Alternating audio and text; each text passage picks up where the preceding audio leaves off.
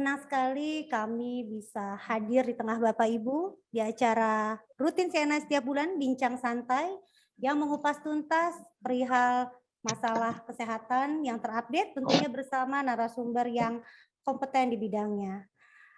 Nah, untuk menjaga kelancaran sepanjang acara ini, kami mohon dengan sangat untuk mematikan audionya, untuk tertib, ya. Untuk nanti apabila ada pertanyaan, silakan di-share di kolom chat, dan kami nanti juga akan memberikan link untuk Bapak Ibu Sobat CNI mengisi daftar hadir, karena dengan mengisi daftar hadir ini, nama Bapak Ibu Sobat CNI akan kami masukkan dalam door prize di belakang fortune wheel nanti dengan hadiah menarik. Jadi kalau nggak isi absen, nggak dapat peluangnya ya Bapak Ibu ya.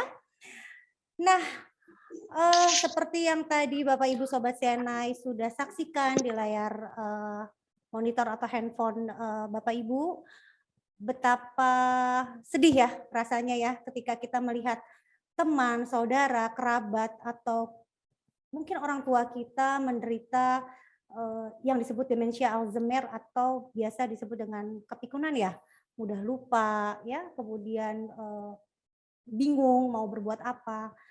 Nah, kondisi seperti ini ternyata Bapak Ibu Sobat CNI makin ke sini bisa jadi bukan hanya menyerang pada usia lansia, tetapi juga sangat mungkin bisa menyerang usia muda.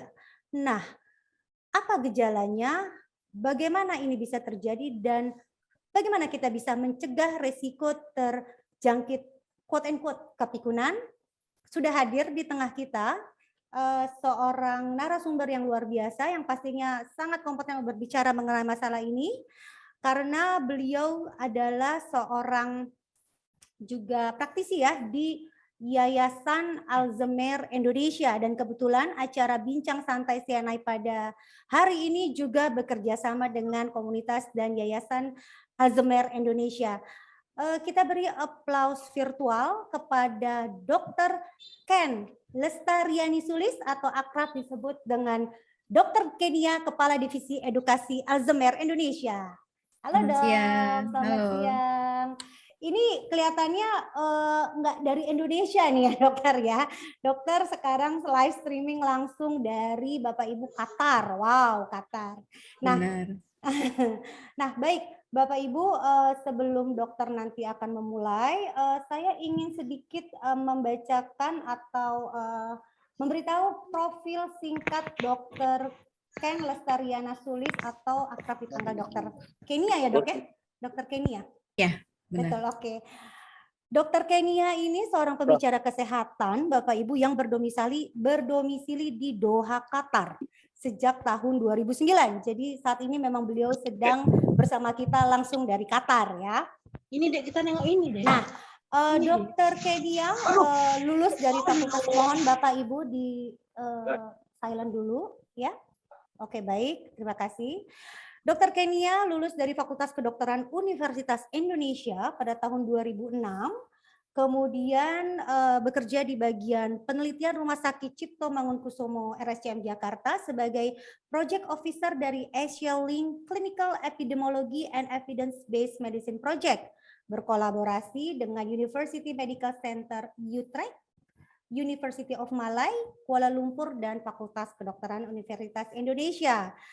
Nah, pada tahun 2020, Dr. Kenia dipercaya oleh Ministry of Public Health, jadi mungkin Kementerian Kesehatan di Qatar, sebagai perwakilan tenaga kesehatan Indonesia dalam hal edukasi COVID-19 untuk komunitas warga negara Indonesia di Qatar, ya. Dan saat ini Dr. Kenia aktif sebagai relawan dari Alzheimer Indonesia dan di Perhimpunan Dokter Indonesia Timur Tengah. Dan Dr. Kenia juga dipercaya sebagai sekretaris serta tergabung dalam tim Satgas Penanganan COVID-19 KBRI Doha sebagai tenaga ahli medis. Wow, ayo dong beri aplaus yang luar biasa pada Dr. Kenia. Terima kasih. Baik dok, ini sebelum memulai presentasi nih dok, sepertinya ada sedikit yang mau dokter sharing nih seputar brain gym nih, benar ya dok ya? Iya, betul. Jadi buat Bapak, Ibu, dan kakak-kakak semua, biasanya kita di Alzheimer Indonesia biasa menyapa rekan-rekan itu dengan sebutan kakak nih. Oh, Panggilannya baik Kak Baby ya? kakak. Boleh Apakah Kak Han? Baby, aduh terima Oh kasih ya, saya dipanggil kakak. ya. Berasa muda. Ya, jadi buat Bapak, Ibu, dan kakak-kakak sekalian, Mhm. biasanya jam jam 2 siang waktu Indonesia Barat ini cukup waktu-waktu yang mulai ngantuk-ngantuk gitu ya. Jadi sebelum kita menyimak paparan lebih lanjut tentang demensia, saya izin kita akan bersenam bersama, tapi tenang, senamnya bukan yang ribet-ribet. Ini adalah senam otak yang hanya menggunakan tangan kita saja. Nah, saya izin share screen. Oke, siap dok. Oke.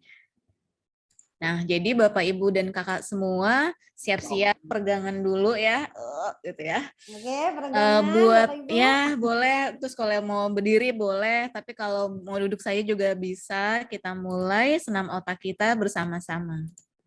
Yuk, Ikuti instruksi yang ada di video oleh Kak Lili, relawan Alzheimer. Ini gerakan cuci tangan nih ceritanya.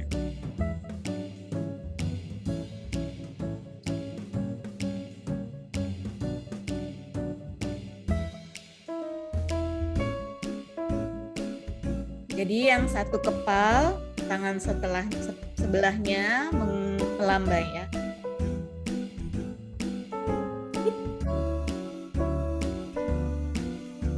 Lalu dipercepat.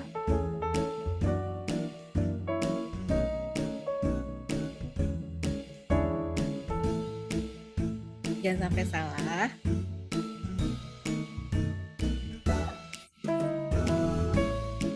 Kepal dan tangan di atas.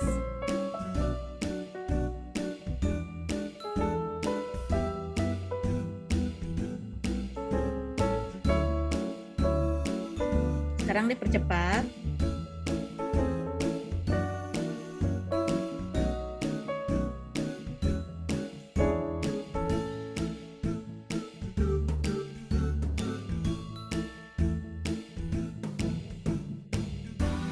Ini yang ke-1, lalu diganti 2,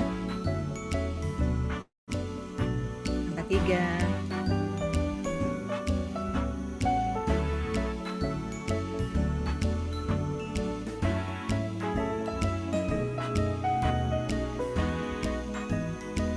ini diselang-seling kanan kiri ya, sebelah yang satunya dan sisi lain. Tangan menyilang, tangan kanan memegang telinga kiri, dan sebaliknya.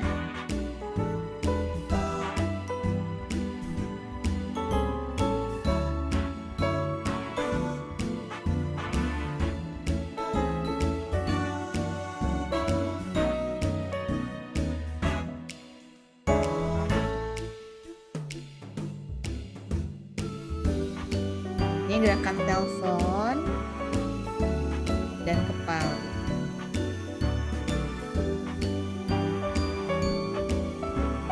Jadi yang di telinga bentuknya seperti telepon, yang ke depan bentuknya seperti kepal.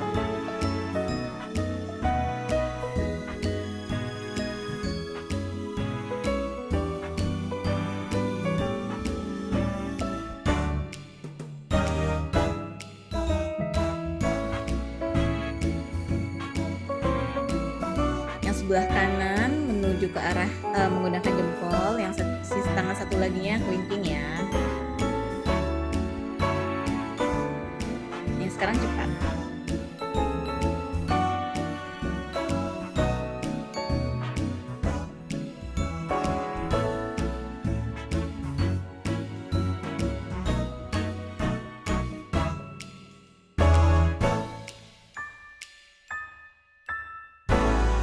Terima kasih buat Bapak Ibu semuanya.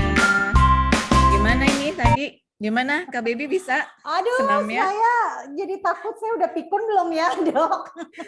Ya, jadi senam otak tadi sebenarnya merupakan bagian dari koordinasi antara otak kanan dan kiri dengan alat gerak tangan kanan dan kiri, karena sebenarnya otak kita mempengaruhi atau mengendalikan alat gerak lawan bersebelahnya. Jadi misalnya dari otak bagian kiri itu mengatur gerakan tangan di sebelah kanan dan juga kaki di kanan. Sehingga mudah-mudahan dengan koordinasi tadi kita mengasah otak kita dengan menyenangkan. Karena sebenarnya kalau salah dan apalagi kalau yang mengerjakannya ada keluarganya di sampingnya tuh salah, itu biasanya ketawa bareng-bareng tuh Kak Baby.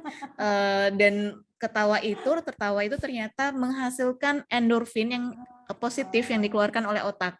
Jadi senam otak tadi bisa dilakukan kapanpun, boleh sambil jogging, boleh sambil nonton, dengan gerakan yang melakukan lintas koordinasi berbeda arah gitu ya. Baik, saya akan memperkenalkan sekali lagi diri saya sebentar ya. Ini. Oke, jadi saya juga Kepala Divisi Edukasi Alzheimer Indonesia yang merupakan chapter manager dari Alzheimer Indonesia di Doha, Qatar. Ya tadi udah disampaikan oleh Kak Baby, saya berada di Doha dan sudah tinggal di sini sejak mungkin 13 tahun bersama keluarga ya. Jadi salam dari jauh, tapi kelebihan teknologi adalah kita bisa bersapa di depan layar ya, Bapak, Ibu, dan kakak-kakak sekalian. Nah, tadi kan kita bolak-balik bilang tentang pikun nih, Kak Baby juga nyebut-nyebut. Pertanyaannya apa ya pikun itu? Menurut Kak Baby apa nih Kak Baby? Pikun itu apa ya? Kalau yang saya baca bahasa ilmiahnya sih demensia Alzheimer dong. Iya. Iya. Jadi kondisi apa ya, hilang memori lah kurang lebih seperti itu. Iya. Gitu. Nah, mungkin di kesempatan kali ini saya ingin meluruskan ya bahwa pikun itu sebagian besar masyarakat Indonesia akan beranggapan pikun itu pelupa.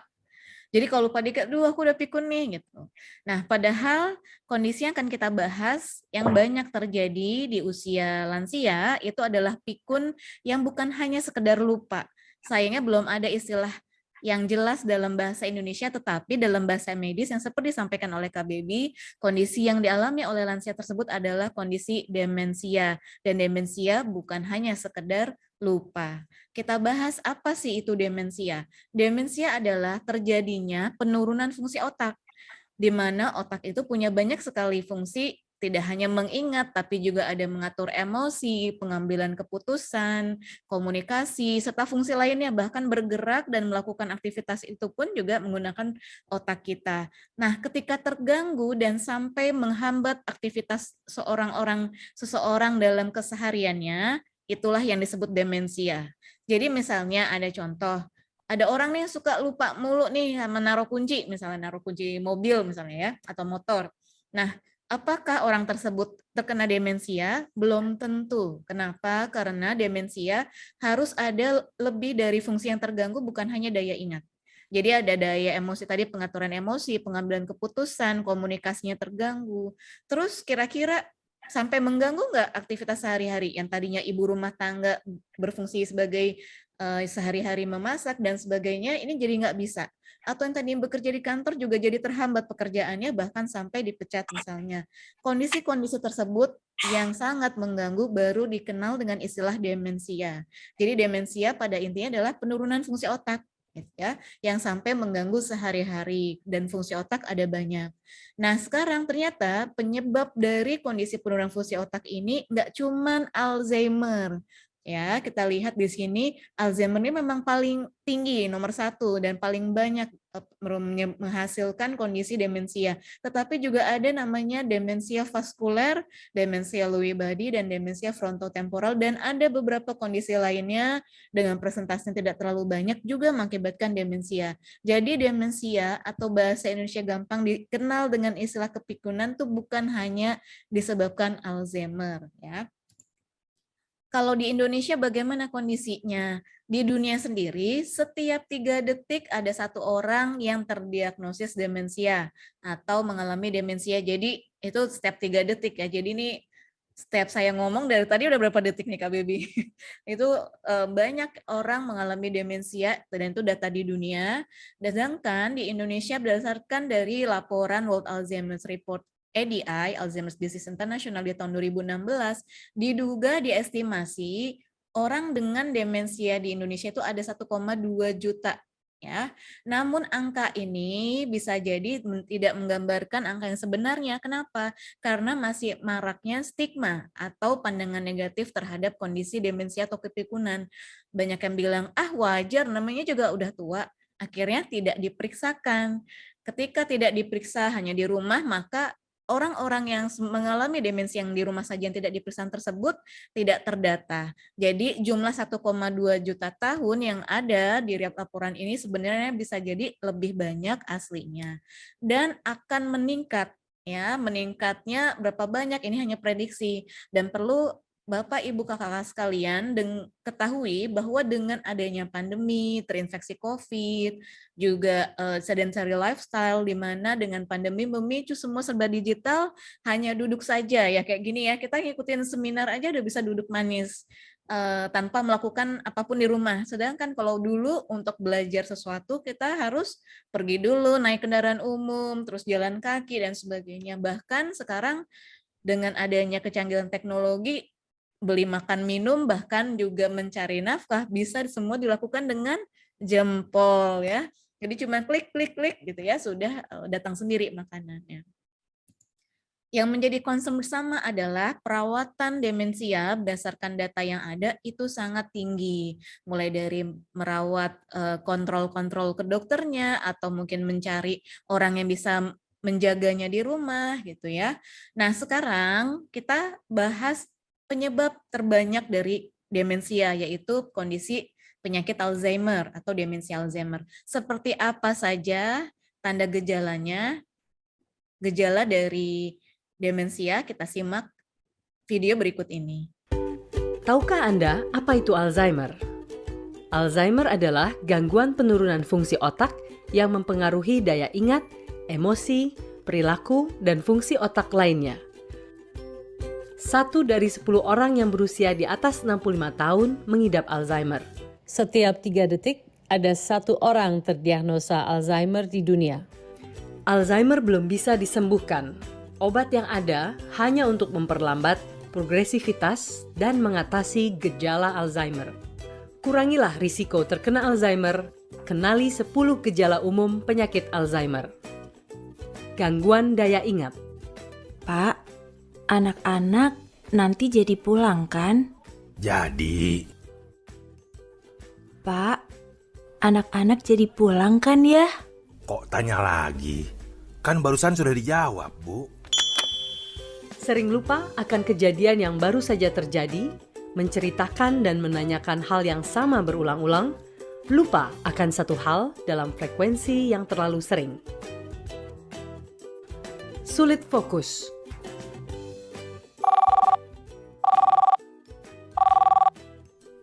Halo? Halo? Ah, ini telepon udah rusak mungkin ya. Kok nggak bisa dipakai? Melakukan hal yang biasa dan sederhana menjadi lebih susah dan perlu waktu lama. Sulit melakukan kegiatan sehari-hari. Dari tadi nulis perencanaan keuangannya, kok nggak selesai-selesai, Bu? Seringkali sulit untuk merencanakan atau menyelesaikan tugas sehari-hari. Bingung cara mengatur keuangan, bahkan bingung cara mengemudi. Disorientasi waktu. Anterin ibu yuk, Mau kemana jam 10 malam begini, Bu? ke pasar. Disorientasi tempat. Bingung akan waktu di mana mereka berada dan tidak tahu jalan pulang. Susah memahami visual spasial. Ayo Pak, pulang. Ini cara keluarnya gimana ya? Bu, kok tumpah-tumpah dibiarkan? Hah? Tumpah? Apanya? Kesulitan memahami visual spasial dapat kita lihat dari kesulitan mengukur jarak, membedakan warna, tidak mengenali wajah sendiri di cermin, menabrak cermin atau pintu kaca ketika berjalan, serta kesulitan mencari jalan keluar yang sebelumnya dilalui. Gangguan berkomunikasi. Pak, tolong ambilin itu, itu loh, jam dinding ibu di... Maksud Ibu, jam tangan. Iya, jam tangan. Gangguan berkomunikasi dapat kita lihat dari kesulitan berbicara dan mencari kata yang tepat di dalam sebuah percakapan, serta bingung untuk melanjutkannya. Menaruh barang tidak pada tempatnya. Pasti kamu ya Udin yang ambil dompet. Tidak, Nyonya. Sumpah. Menyimpan barang tidak pada tempatnya, bahkan kadang curiga ada yang mencuri atau menyembunyikan barang tersebut, sehingga berdampak terhadap orang-orang di sekitarnya. Salah membuat keputusan. Ini Mas, uangnya. Loh, kebanyakan, Bu. Belanjaan Ibu cuma 20.000 aja. Salah membuat keputusan meliputi bingung menentukan suatu hal, susah menghitung, berpakaian tidak serasi atau terbalik, dan lain sebagainya. Menarik diri dari pergaulan. Ibu kok di sini sih? Nggak ikut kumpul bareng aja di luar. Ah, nggak apa-apa Pak. Enakan di sini. Nggak usah, di sini aja. Menarik diri dari pergaulan dengan atau tanpa alasan yang jelas, tidak memiliki inisiatif untuk melakukan aktivitas yang biasa dinikmati, cenderung diam saja dengan mata menerawang. Perubahan perilaku dan kepribadian. Masakan Ibu agak asin ya. Ah, gitu ya. Dulu aja bilangnya enak, sekarang bilangnya asin. Bapak udah gak cinta lagi ya sama ibu. Serba salah semuanya. Orang berubah menjadi lebih sensitif, mudah tersinggung. Hal kecil dapat memicu kemarahan yang meledak-ledak yang berlebihan. Iritabilitas, depresi, mudah kecewa, dan putus asa. Apabila Anda melihat adanya 10 gejala Alzheimer ini, tindakan selanjutnya adalah memeriksakan ke dokter, meminta untuk diberikan deteksi dini serta pemeriksaan lebih lanjut, bergabung dengan komunitas peduli Alzheimer di lingkungan Anda. Tindakan mengurangi risiko terkena Alzheimer diantaranya adalah Ya, jadi kita ketahui ya tadi bila ada 2-3 gejala yang kita temukan di orang yang kita kenal atau orang kita sayangi dan kondisinya memburuk atau konsisten ada dalam 6 bulan terakhir, maka sebaiknya segera diperiksakan ke dokter. Ke dokter siapa? Bisa dokter umum, bisa juga dokter spesialis, dan juga bisa diperiksa di puskesmas ya. Jadi minimal 2-3 gejala ya. Kalau misalnya cuma satu kayak saya tuh udah sering lupa. Nah, itu mesti dicari tahu nih kira-kira kenapa lu mudah lupanya, apalagi bila belum 65 tahun ya. Jadi misalnya apa mungkin terlalu overload dengan pekerjaan atau mungkin belum sarapan misalnya atau ada gangguan-gangguan kesehatan lain seperti kurang vitamin dan sebagainya.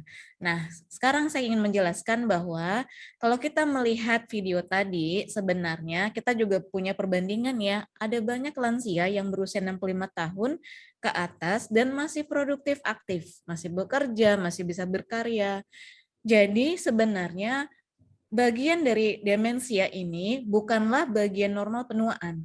Jadi kondisi tersebut adalah bagian dari penyakit yang harus diperiksakan. Ini adalah gambaran animasi sebuah penampang otak ketika dilakukan scan ya. Yang kiri ini adalah otak yang sehat, yang tengah ini Alzheimer ringan, sedangkan yang bagian kanan, yang sisi kanannya ya, ini adalah bila Alzheimer berat. Apa bedanya? Bedanya lebih menyusut gitu ya. Lebih menyusut bentuk struktur otaknya karena sel-sel syarafnya mati dan hilang ya. Nah, kalau kita lihat tadi bisa diulang contoh 10 gejalanya. Pertama, gangguan daya ingat, mudah lupa ya, terutama lupanya yang baru saja terjadi, bisa sejam terakhir, bisa 15 menit terakhir, bisa dalam sekian tahun terakhir. Jadi akan ada fase di mana seseorang hanya punya memori, terutama dengan demensia Alzheimer, dia hanya punya memori misalnya di usia saat dia umur 25 tahun misalnya. Jadi dia tidak mengenali orang-orang ada di rumah itu, padahal itu anaknya sendiri yang sudah berusia 40. Karena dia merasa waktu itu 25 tahun, saat dia 25 tahun dia masih belum punya anak. Jadi dia bingung kamu siapa. Padahal itu adalah anaknya sendiri. Yang berikutnya sulit fokus, misalnya suka masak telur sering gosong, kemudian mudah lupanya juga lupa mematikan kompor dan sebagainya hingga sampai misal kebakaran berkali-kali. Itu juga patut diwaspadai. Lalu tadi sudah disampaikan juga di video ya terkait adanya perubahan perilaku, kepribadian, mudah sensitif, tersinggung hingga menarik diri dari pergaulan. Jadi mungkin banyak yang anggota keluarga yang menyadarinya, sedangkan orang yang mengalami tersebut bisa jadi tidak sadar bahwa sebenarnya dia sudah mengalami perubahan. Nah, kemudian ini adalah kita akan melihat bagaimana sih tahapan demensia, karena kondisi demensia bisa berbeda-beda pada tiap orang. Oh, kok kakek saya dulu nggak begitu ya? Nenek saya dulu begini misalnya. Nah, kita lihat bersama-sama seperti apa supaya punya gambaran lebih lengkap tentang demensia. Mendampingi orang dengan demensia Alzheimer. Mendampingi orang dengan demensia yang selanjutnya akan kita sebut ODD bukan tugas yang mudah. Penting memahami bagaimana tahap-tahap perkembangan penyakit demensia Alzheimer dan strategi dalam mendampingi ODD untuk kualitas hidup yang lebih baik bagi ODD maupun caregiver. 7 tahap demensia Alzheimer. Gejala penyakit Alzheimer setiap ODD bervariasi dan laju perkembangannya pun tidak ada yang sama. Berikut 7 tahap yang lazimnya dilalui oleh ODD dan ciri-cirinya. Tahap pertama, normal. Kesehatan mental ODD masih baik. ODD tidak mengalami masalah ingatan dan pemeriksaan medis tidak menunjukkan adanya gejala-gejala demensia Alzheimer. Tahap kedua, lupa yang masih normal sesuai usia. ODD sesekali mengalami kehilangan ingatan, tapi masih mampu mengatasinya sendiri, misalnya dengan membuat catatan. Tahap 3, hendaya kognitif ringan. Ada perubahan ringan pada kemampuan mengingat, komunikasi, dan perilaku terutama emosi ODD. MCI, Mild Cognitive Impairment atau hendaya kognitif ringan, adalah gejala prademensia. 50-70% orang dengan MCI akan terus memburuk dalam waktu 5-6 tahun. Tahap 4, demensia Alzheimer ringan, berlangsung kurang lebih 2-3 tahun. ODD semakin sulit menjalankan aktivitas kompleks, misalnya menyiapkan makan malam atau mengurus keuangan. ODD juga mulai tidak menunjukkan ketertarikan melakukan aktivitas sosial yang biasa dilakukannya dan memilih berada di zona nyamannya, misalnya selalu di kamar. Dokter dapat mendiagnosanya sebagai penyakit demensia Alzheimer dan memberi obat untuk memperlambat laju penyakit. Tahap 5, penyakit demensia Alzheimer derajat sedang. Di sini kemampuan ODD hidup mandiri menurun. ODD kesulitan menghitung dan membuat penilaian situasi yang baik, sehingga rentan pada penipuan, bingung, disorientasi, lupa atau tidak tahu jalan pulang, serta masalah keselamatan lainnya. Tahap ini biasa berlangsung selama 1,5 tahun. Tahap 6, penyakit demensia Alzheimer derajat sedang berat. Fungsi kognitif semakin menurun. ODD kehilangan sebagian besar kemampuan mengenali orang di sekitarnya. Emosi bisa meledak-ledak karena bingung dan tidak mengerti apa yang terjadi di sekelilingnya.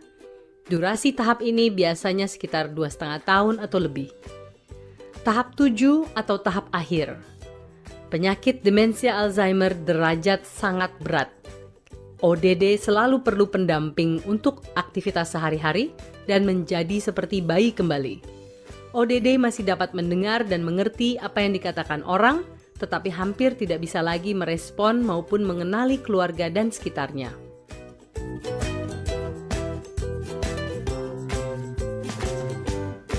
Ya, itu tadi adalah tahapan-tahapan yang mungkin bervariasi pada tiap orang, terutama durasinya dan laju percepatan perburukannya.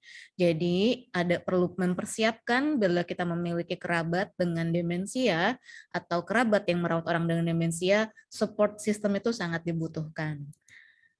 Lalu seperti apa saja hal-hal yang meningkatkan resiko seseorang terkena demensia? Kayak tadi ya, kita lihat beberapa gambarannya ternyata cukup mungkin berat dilalui.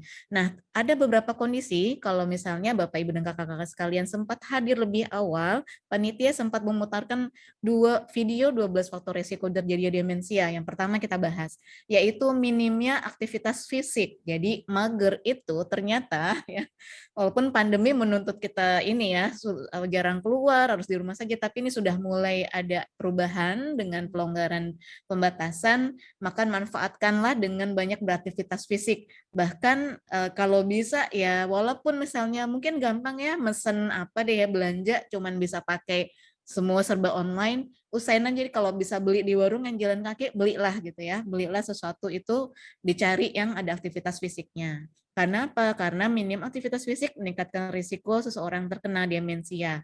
Yang kedua, rokok. Dan rokok di sini saya tekankan bukan hanya saja mereka yang merokok, tapi juga perokok pasif atau mereka yang menghirup asap rokok ternyata bisa beresiko lebih tinggi terkena demensia. Lalu alkohol, paparan alkohol, minum alkohol, dan juga polusi udara. Nah, polusi udara ini siasati untuk di tempat-tempat tertentu yang mungkin tidak bisa dikendalikan oleh kita sebagai penghuni wilayah tersebut, maka seringlah pakai masker bila kita merasa terlalu tinggi polusi udaranya.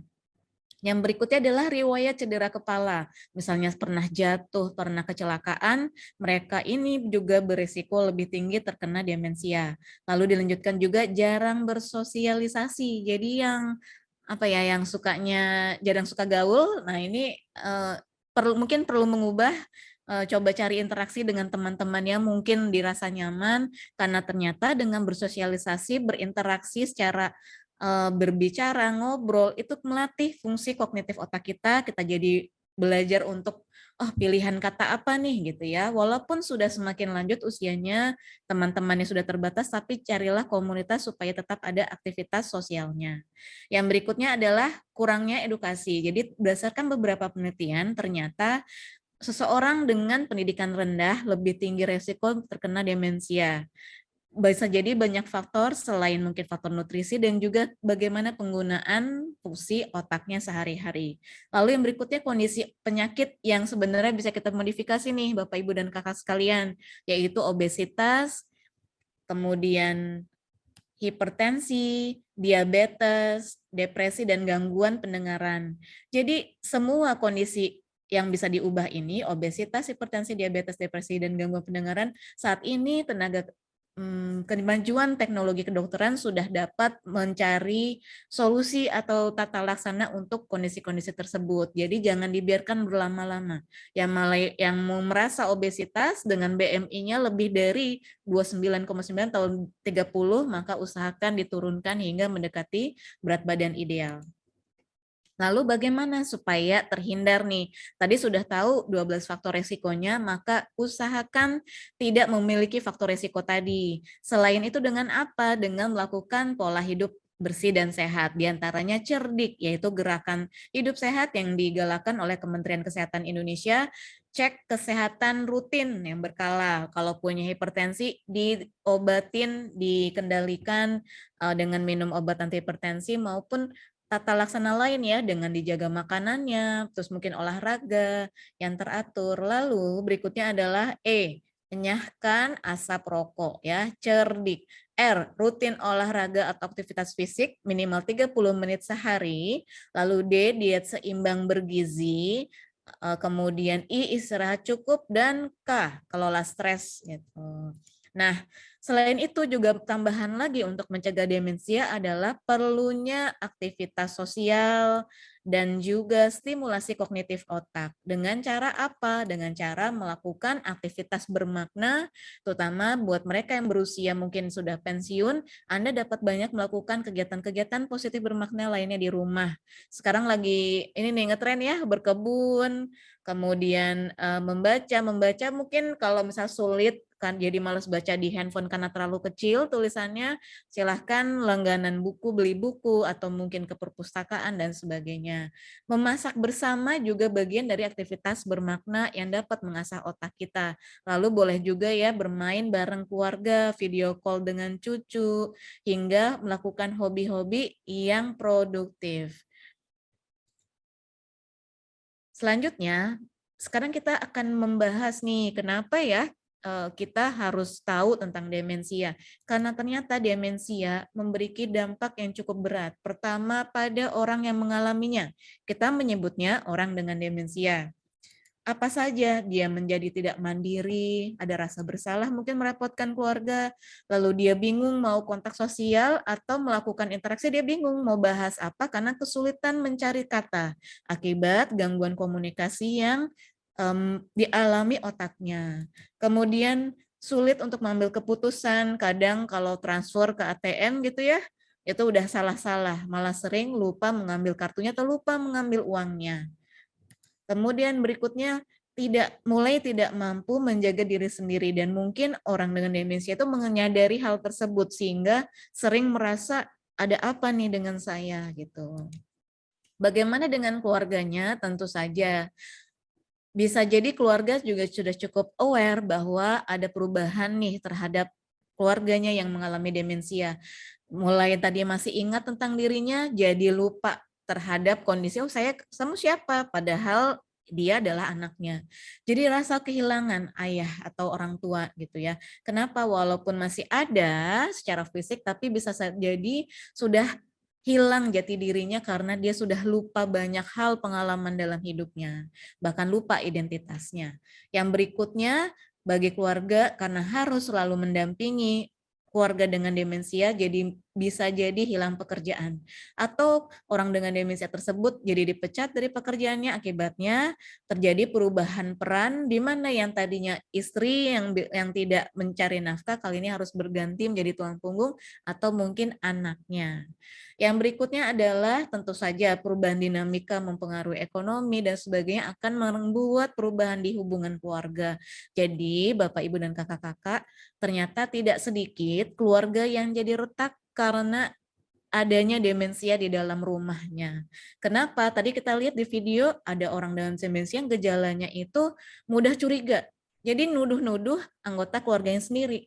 Kemudian jadi gampang tersinggung, mudah marah ya karena perubahan kemampuan mengendalikan emosinya yang sudah tidak baik dalam fungsi otaknya, membuat anggota keluarga lain di rumah tersebut tidak nyaman dan mungkin jadi marah dan sebal pada orang tersebut. Jadi ternyata luar biasa dampak demensia ini bukan hanya menjadi penyakit dari si pasien, namun juga mempengaruhi keluarga. Nah, berdasarkan penelitian dilakukan oleh tim Alzheimer Indonesia dengan Stride Indonesia, ternyata kita ketahui caregiver keluarga banyak mengalami ketidakseimbangan hidup. Ya, ketidakseimbangan hidup yang diperparah dengan adanya tekanan emosional, bahkan termasuk stigma. Misalnya ada nih ya, lansia dengan demensia dibawa kontrol untuk ngambil obat bulanan ke puskesmas, tetapi orang sekitarnya tuh menganggap stigma bahwa aneh ya, ngapain sih dibawa-bawa orang seperti itu, lansia dengan kelainan seperti itu, karena mungkin teriak-teriak atau mungkin melakukan perilaku yang mungkin tidak wajar bagi orang lain. Dan ketika orang di sekitar memperhatikan dengan pandangan negatif terhadap lansia dengan demensia dan keluarganya, itu membawa tantangan tersendiri bagi caregiver keluarga tersebut ya. Jadi itulah pentingnya kita mengetahui tentang demensia supaya mengubah pola pandang kita terhadap kondisi demensia atau melihat orang dengan demensia dan keluarganya. Lalu bila ternyata ada rekan kita, kenalan kita, atau mudah-mudahan enggak ya, anggota keluarga yang mengalami tadi gejala-gejala yang kita curiga ke arah demensia, maka pertama bawalah untuk mendapatkan pemeriksaan dan deteksi dini, bisa di puskesmas, bisa juga di klinik atau rumah sakit. Lalu biasanya akan dirujuk ke dokter spesialis, baik dokter spesialis neurologi atau syaraf atau kejiwaan yaitu SPKJ atau psikiater, dan ini bukan berarti dia gila ya, tetapi memang demensia adalah bagian dari penyakit gangguan kognitif otak yang memang ditangani oleh spesialis utamanya dua spesialis syaraf dan psikiatri. Jadi memang bagiannya di situ.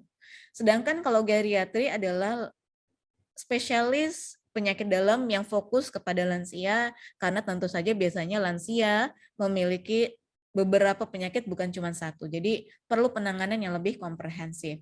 Lalu bila ternyata orang tersebut didiagnosis atau mendapat statement dari dokter atau klinisi bahwa dia mengalami demensia, sebaiknya segera mencari komunitas peduli Alzheimer, yaitu ALZI di wilayah masing-masing. Akan saya jelaskan bahwa terkait apa yang bisa kita lakukan.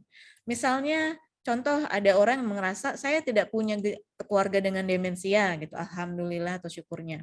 Padahal ternyata hal ini penting bagi kita ketahui apa yang bisa kita lakukan minimal kalau kita melihat lansia yang kebingungan, karena bisa jadi yang kita lihat tadi video tahapan demensia, dia jadi lupa jalan pulang, dia tidak tahu kenapa dia bisa sampai di situ dan bagaimana untuk kembali. Bantulah sebagai sahabat demensia, kita membantu Bapak, Ibu, ada yang bisa saya bantu. Kalau kita kesulitan mau buru-buru ke kampus atau mau buru-buru ke kantor, cobalah cari satpam atau polisi atau tempat instansi yang kita percaya untuk menitipkan agar membantu lansia tersebut. Ya, karena bisa jadi dengan bantuan kita banyak yang akan berterima kasih, karena kita suka mendengar ya berita-berita di WhatsApp, orang tua hilang, orang tua tersesat dan sebagainya. Lalu yang berikutnya apa? Yang bisa kita lakukan adalah rutin mengunjungi orang tua, nenek dan kakek nenek kita atau yang kita kenal, karena kunjungan kita dapat melatih stimulasi otak mereka, jadi mengingat masa lalu. Oh, jadi bagaimana pilihan kata yang digunakan, dia belajar hal baru, cucunya bercerita, nenek, kakek, saya udah kuliah saya tentang A, B, C, D, E. Dan tentu saja penting bagi kita untuk menyebarkan tentang jangan maklum dengan pikun ini seluas-luasnya, supaya semakin banyak masyarakat yang aware dan tidak memandang negatif penyakit tersebut dan ingin memeriksakan bila ada kondisi demensia yang dilihat ke instansi fasilitas kesehatan. Dan bisa juga bergabung di ALZI untuk menjadi relawan ALZI. Saya memberi contoh, ini adalah dokumentasi yang dilakukan di Qatar gitu ya. Karena kami di sini adalah ekspat Indonesia, diaspora Indonesia, dan tidak ada yang berusia di atas 60 tahun. Jadi kami melakukan beragam kegiatan untuk raising awareness. Jadi dengan memakai kaos gitu ya, kaosnya ALZI, kemudian saya sempat pakai tas ini, banyak orang tuh nggak kenal itu baca, terus nyamperin, oh ya Mbak, jadi nggak normal ya Mbak kalau pikun. Jadi raising awareness tidak harus pinter ngomong, nyampein tentang demensia, tetapi menggunakan berbagai merchandise atau atribut-atribut untuk raising awareness terkait kepikunan, jangan malu dengan pikun ini tetap bisa memberi manfaat. Nah, saya ingin jelaskan sekilas tentang ALZI. Jadi ALZI adalah yayasan organisasi non-profit di mana saat ini kami memiliki 22 cabang atau chapters. Kalau di luar negeri ada 6. Ya, di Eropa itu ada di Jerman, ada di Belanda dan Switzerland, sedangkan di US juga ada, di UK juga ada, dan di Qatar, Timur Tengah. Nah, sedangkan di Indonesia sendiri, mulai dari Aceh, Medan, Bengkalis itu ada cabangnya. Jadi Bapak, Ibu, dan kakak-kakak sekalian, bila berada di kota-kota ini atau memiliki anggota keluarga yang kita khawatirkan, kayaknya keluarga saya tuh atau nenek saya tuh kayaknya terkena demensia, saya mau dong informasi terkait kegiatan ALZI di kota Bali misalnya, maka silakan nanti mencatat, ada di kolom chat juga hotline ALZI yang dapat Bapak, Ibu, dan kakak-kakak kontak bila ingin mencari informasi lebih lanjut terkait kegiatan maupun informasi lainnya di kota tersebut. ALZI juga memiliki layanan offline dan online, diantaranya WhatsApp group untuk komunitas caregiver, bisa itu saling sharing, bagaimana tips menghadapi perilaku-perilaku yang menantang gitu ya saat mendampingi orang dengan demensia, dan juga ada pelatihan dasar bagaimana mendampingi lansia atau merawat orang dengan demensia, dan bisa menghubungi hotline kami di 0811 822 594. Bahkan kami juga memiliki layanan Narazi, yaitu layanan konsultasi daring dengan para pakar, para dokter maupun spesialis, fisioterapi, psikolog, didampingi oleh care navigator dari Alzheimer Indonesia, yaitu merupakan caregiver yang sudah berpengalaman merawat, mendampingi orang dengan demensia. Jadi di sini durasi 1 jam, Bapak, Ibu, kakak sekalian bisa konsultasi puas-puasin gitu ya, terkait apapun tanya jawab juga bisa seputar mendampingi orang dengan demensia. Berikutnya dalam waktu dekat, perlu Bapak Ibu Kakak-kakak sekalian ketahui bahwa bulan September adalah bulan Alzheimer dunia atau World Alzheimer's Month. Di bulan September ini, tepatnya di tanggal 21 Hari Alzheimer Sedunia, ALZI mengadakan konferensi nasionalnya pada tanggal 24 dan 25 September yang diadakan secara hibrid.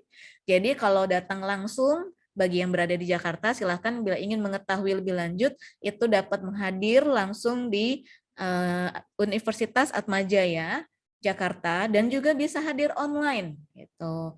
Untuk lebih lengkapnya nanti akan ada di caption bagaimana mendaftarnya, tapi juga bisa kontak hotline kami di 0811 0811 822 594 ya. Dan juga bisa kepoin media sosial ALZI, baik di LinkedIn, Facebook, YouTube, Alzheimer Indonesia, atau Instagram dan Twitter, alzid_Indonesia. Dan silahkan mau ingin tahu, cari tahu lebih lanjut tentang demensi Alzheimer, bisa klik website kami di alzid.org.id. Demikian yang bisa saya sampaikan. Semoga apa yang kita udah bahas bersama bisa bermanfaat. Saya ucapkan salam jangan malum dengan pikun. Sekian, silahkan Kak Baby dilanjutkan. Terima kasih. Terima kasih. Beri applause dong Bapak Ibu secara virtual kepada Dokter Kenia. Wow. Dok, nih tadi kalau nggak keberatan nih Dok, di akhir-akhir acara boleh dong kita nanti olahraga senam lagi. Siapa tahu abis dapat wejangan dari dokter jadi lebih fasih nih olahraganya. Boleh. Nanti ya Dok ya, kita tahan dulu. Baik Dok, tadi menarik sekali ya penjelasan dari Dokter Kenia ya, bahwa ternyata jangan maklum dengan pikun itu artinya ya memang Alzheimer itu bukan sebuah keniscayaan ya Dok ya, berarti ya. Dia adalah sebuah penyakit yang sebetulnya bisa dicegah. Betul begitu ya Dok ya? Betul sekali. Oke. Tetapi Dok, apakah memang apa ya istilahnya ada batas usia tertentu? Tadi dokter katakan bahwa salah satu dampak dari penyakit ini adalah hilang pekerjaan. Artinya berarti ini bisa menyerang usia produktif juga ya Dok ya sekarang ini? Ya, betul sekali Kak Baby. Sayangnya demensia sendiri bukan hanya Alzheimer, juga mulai marak terjadi di usia sebelum 65 tahun. Jadi masih di usia produktif. Ada yang di 50 tahun, ada yang di akhir 40 tahun. Dan pemicunya bisa banyak sekali karena tadi kita lihat demensia bisa disebabkan tidak hanya oleh Alzheimer, tapi juga demensia vaskuler yang diakibatkan seperti sejenis mini stroke. Jadi mini stroke yang terjadi dalam waktunya, tidak akut ya. Kalau akut dan berat, dia kita sebut dengan serangan stroke. Tapi kalau dia sangat lesinya sangat-sangat kecil, terjadi perlahan-lahan, baik ada sumbatan maupun pecahnya pembuluh darah, itu mengakibatkan sebagian dari bagian otak itu tertekan oleh darah maupun tidak dapat nutrisi menjadi mati dan lama-lama meluas gitu Kak Bibi. Dan itu bisa terjadi di usia sebelum 60 tahun karena memang sekarang dengan perubahan gaya hidup manusia modern ini memang banyak sekali pemicunya. Betul ya, perubahan gaya hidup ya, benar-benar sekarang yang harusnya tadinya seperti quote and quote milik lansia sekarang sudah menyerang usia produktif ya. Nah, Dok, ada yang menarik lagi ya. Tadi kan ada tahapan-tahapan nih Dok ya. Tahapan-tahapan. Nah, ketika seseorang sudah masuk ke tahapan ODD ringan nih Dok ya, misalnya, bisa nggak dia dikembaliin lagi ke bawahnya Dok supaya nggak langsung naik lagi Dok ke ODD sedang, berat gitu loh Dok? Iya, jadi memang berdasarkan beberapa jenis demensia ya. Kalau kita bahas demensia Alzheimer, sampai sekarang obat yang ada atau tata laksana yang ada masih hanya menghambat perburukan kondisi penyakitnya. Jadi sebenarnya kalau dibilang bisa kembali, tidak bisa dibilang letterlock seperti itu, karena pada kondisi demensia sekalipun itu ada masa, contoh lansia dengan demensia, dia tadinya sudah lupa anaknya, tapi ada momen di mana tiba-tiba dia keingat, oh ini anak saya, jadi ngobrol, mana anakmu, kok kamu nggak jemput sekolah, nanti karena ada fase hilang lagi. Dan bila terjadi perburukan, momen-momen aha tadi di mana dia bisa kembali ke ingatan yang full itu semakin jarang dan lama-lama berkurang atau mungkin tidak pernah masuk di fase tersebut lagi. Jadi kalau dibilang kembali ke tahap sebelumnya mungkin tidak bisa dibilang letterlock seperti itu, tapi kondisinya terkadang bisa berbeda-beda dan itu adalah tantangan tersendiri tentunya bagi yang mendampingi. Ya, betul sekali Dok. Ini pertanyaan awam sih Dok, apa bedanya Alzheimer dengan amnesia Dok? Ya, kalau amnesia sifatnya masih bisa temporary ya. Maksudnya Apa tadi masih ada bisa, cedera kepala kan katanya tadi ya, iya salah satu betul. faktornya. Kan kadang orang cedera kepala bisa amnesia ya tuh dok. Iya. Jadi amnesia itu biasanya sifatnya temporary, tidak permanen dan bisa jadi bisa diterapi baik misalnya ada cedera pada sel sarafnya dan ketika di fisioterapi atau dilakukan terapi kembali lagi fungsinya. Tetapi pada demensia ini sifatnya lebih progresif dan lama. Kalau amnesia sifatnya sementara dan sebentar gitu. Jadi kalau misalnya mungkin nggak habis kecelakaan jadi demensia dalam artian seterusnya dia lupa, mungkin. Mungkin karena bisa jadi bagian dari cedera otaknya mematikan sel-sel saraf yang sudah terlalu banyak di bagian atau lebih luas wilayah bagian otaknya yang terkena dampak tersebut. Baik dok, ini menarik sekali dan berbagai pertanyaan juga sudah masuk baik di kolom chat maupun langsung japri ke kami nih dok ya.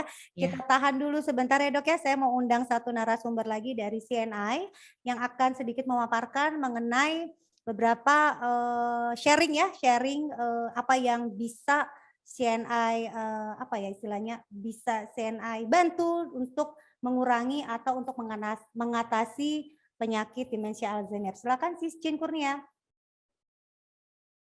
Halo. Ya, halo Sis Baby. Selamat sore. Kakak. Oh, Kak. Oke, sorry.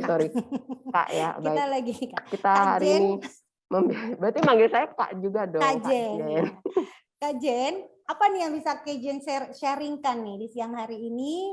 Bagaimana CNI dengan produknya bisa membantu mengurangi, meminimalkan atau bahkan mengatasi gejala penyakit demensia Alzheimer ini. Silakan Kak Jen. Ya, baik. Terima kasih Kak Baby. Ya, selamat sore Bapak Ibu Sobat CNI semuanya. Selamat sore Dr. Kenia. Terima kasih untuk penjelasannya. Videonya tadi menarik ya. Saya ingin mengulang lagi tuh senam otaknya tadi. Tadi juga saya lihat para peserta tadi tuh semangat sekali mengikuti senam otaknya tadi. Baik, hari ini saya akan share seperti biasa mengenai produk CNI apa saja yang bisa digunakan untuk membantu ya, kali ini membantu mengatasi dari gejala penyakit Alzheimer. Saya izin share slide dulu. Ya, sudah tayang. Oke, baik. Hari ini topiknya menarik ya, jangan maklum dengan pikun. Karena kadang-kadang juga walaupun ya seusia saya juga kadang suka lupa ya, suka kelupaan apa gitu kan. Berarti mulai sekarang kalau sudah mulai lupa-lupa itu harus segera diwaspadai ya Bapak Ibu ya, jadi jangan dimaklumi. Saya ingin share, jadi ini saya ambil datanya dari Dietary and Lifestyle Guideline for the Prevention of Alzheimer Disease. Jadi ini adalah beberapa nutrisi yang disarankan untuk ODD, orang dengan demensia. Jadi ternyata tetap butuh yang namanya nutrisi ya. Dan sebenarnya kalau dilihat secara umum memang pola hidup sehat mempengaruhi. Dan dari sini nutrisinya kita bisa lihat bahwa bagi mereka yang sudah mengalami demensia, ternyata itu harus memperhatikan sekali asupan nutrisinya, seperti mengurangi asupan makanan yang tinggi lemak. Berarti mulai mengurangi makanan gorengan, gitu ya, kemudian bersantan. Nah, selain itu juga harus mengutamakan konsumsi asupan makanan yang tinggi serat. Jadi perbanyak sayur, kacang-kacangan, buah, gandum, kemudian juga berbagai macam vitamin. Ini sangat disarankan memang konsumsi dari makanan ya. Kalau misalnya Bapak Ibu Sobat CNI merasa makanan saya kurang sehat atau sepertinya saya belum bisa memenuhi asupan vitamin ini dari makanan, baru dicari dari suplemen gitu ya. Jadi vitamin apa saja yang diperlukan itu ada vitamin E, kemudian vitamin B6, B12, asam folat, omega 3, antioksidan dan ikan. Nah, ikan ini kenapa? Karena di dalamnya kita tahu ya, ada kandungan omega 3, kemudian ada kandungan EPA dan DHA yang sangat baik sekali memang untuk kesehatan otak. Kemudian selain itu juga harus diperhatikan dari cara penyajian dan pengolahan. Karena kalau saya baca itu ternyata orang demensia itu kadang selain suka lupa tadi, lupa waktu atau lupa dengan orang, sering juga mengalami yang namanya lupa mengunyah. Jadi ketika makan disarankan memberikan makanan yang lunak gitu ya. Jadi usahakan tidak memberikan kalau misalnya ada diberikan sayur, jangan diberikan bagian-bagian yang keras gitu ya. Jadi supaya tidak menghindari terjadinya keselak gitu kan. Kemudian juga membatasi asupan kalori total. Nah, ini bukan berarti asupan kalorinya harus dibatasi karena itu nantinya akan berefek ke malnutrisi, tapi yang dimaksud dengan membatasi asupan kalori total ini adalah mengkonsumsi makanan sehari-hari itu secara seimbang. Jadi ada karbohidratnya, ada proteinnya, kemudian juga ada sumber vitamin. Dan yang terakhir tentu saja tetap menjaga kesehatan pencernaan. Kenapa ini penting? Karena kita tahu 80% sistem imun itu sumbernya ada di pencernaan. Jadi kalau pencernaan sehat tentu saja kita akan terhindar dari berbagai macam penyakit. Nah, kalau dari produksi CNI sendiri, apa yang bisa disarankan untuk membantu mereka, membantu mencegah atau mungkin membantu mereka yang mengalami demensia? Yang pertama ini ada Well3 D3 1000 IU ya. Bu, kok vitamin D3 gitu kan? Perasaan bulan lalu ini bisa untuk autoimun gitu ya, bisa untuk ini. Nah, jangan bingung Bapak Ibu ya. Vitamin D3 ini memang ternyata manfaatnya banyak. Kenapa? Karena itu dia sistemnya sekali lagi saya sampaikan Well3 D3 1000 IU ini sistem bekerja sebagai imunomodulator. Jadi dia tidak hanya meningkatkan sistem imun tapi juga menekan sistem imun ketika bekerja berlebihan, contohnya pada penyakit autoimun. Nah, terus apa kaitannya dengan Alzheimer atau demensia? Nah, jadi saya mau share di sini ada studi yang dilakukan oleh University of South Australia. Jadi ternyata dari studi yang mereka lakukan, bagi mereka yang memiliki kadar vitamin D yang rendah, yaitu di bawah 10 nanogram per mililiter, berarti sudah kondisi defisiensi, itu mengalami diprediksi resikonya itu 5 kali lebih tinggi, ya 54% lebih tinggi daripada mereka yang kadar vitamin D-nya itu lebih tinggi, jadi lebih dari 20 nanogram per mililiter. Nah, ini kan berarti ya mau nggak mau kita harus mencukupi asupan vitamin D3 kita setiap hari ya. Karena kalau melihat data dari WHO, itu sebelum terjadi pandemi COVID-19, di dunia itu sudah terjadi yang namanya pandemi vitamin D, ya kan? Jadi kalau dicek itu kadar vitamin D masyarakat di dunia maupun di Indonesia khususnya biasanya pastinya itu berada di kondisi defisiensi atau kekurangan, ya itu alasannya. Oke, kemudian yang berikutnya apalagi Bu? Ya ini udah pasti ya omega 3 karena kita memang tahu omega 3 ini sangat baik untuk menjaga kesehatan otak, ya kan? Apalagi yang membedakan produk omega 3-nya CNI karena selain ada kandungan omega 3 sejumlah 500 mg, ada vitamin E juga yang bekerja sebagai antioksidan. Oke, selanjutnya apa? Nah, ini salah satu produk yang sangat dianjurkan untuk menjaga kesehatan saraf otak. Kenapa? Karena Well3-DMG ini mengandung 4 bahan aktif, yaitu ada N,N-dimethylglycine atau DMG, di mana bahan ini bekerja pada susunan saraf. sehingga dia memperlancar stimulasi saraf. Jadi kerjanya biar lebih optimal. Nah, kemudian ada kolin bitartrat. Kolin bitartrat sendiri ini ternyata memang berfungsi untuk menjaga kesehatan otak dan juga mempertajam ingatan. Jadi bisa mencegah terjadinya itu ya, lupa-lupa gitu kan. Kemudian ada vitamin B6 dan vitamin B12, di mana kita tahu dua vitamin ini adalah termasuk vitamin neurotropik yang memiliki manfaat terhadap kesehatan saraf. Jadi secara keseluruhan, Well3-DMG ini memang memiliki manfaat bagi kesehatan sistem saraf pusat. Apalagi memang Well3-DMG ini bekerja untuk meningkatkan oksigen ya, atau saturasi oksigen. Sehingga kebayang ya, kalau misalnya saraf-saraf otak kita mendapatkan oksigen yang cukup, berarti kan sel-selnya bisa bekerja dengan optimal ya.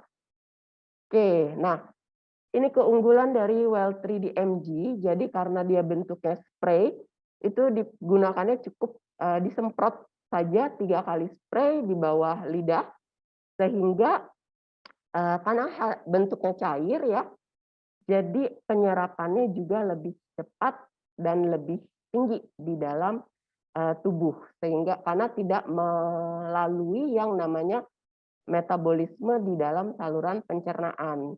Jadi begitu disemprot di bawah lidah itu langsung diserap oleh pembuluh darah yang ada di mulut.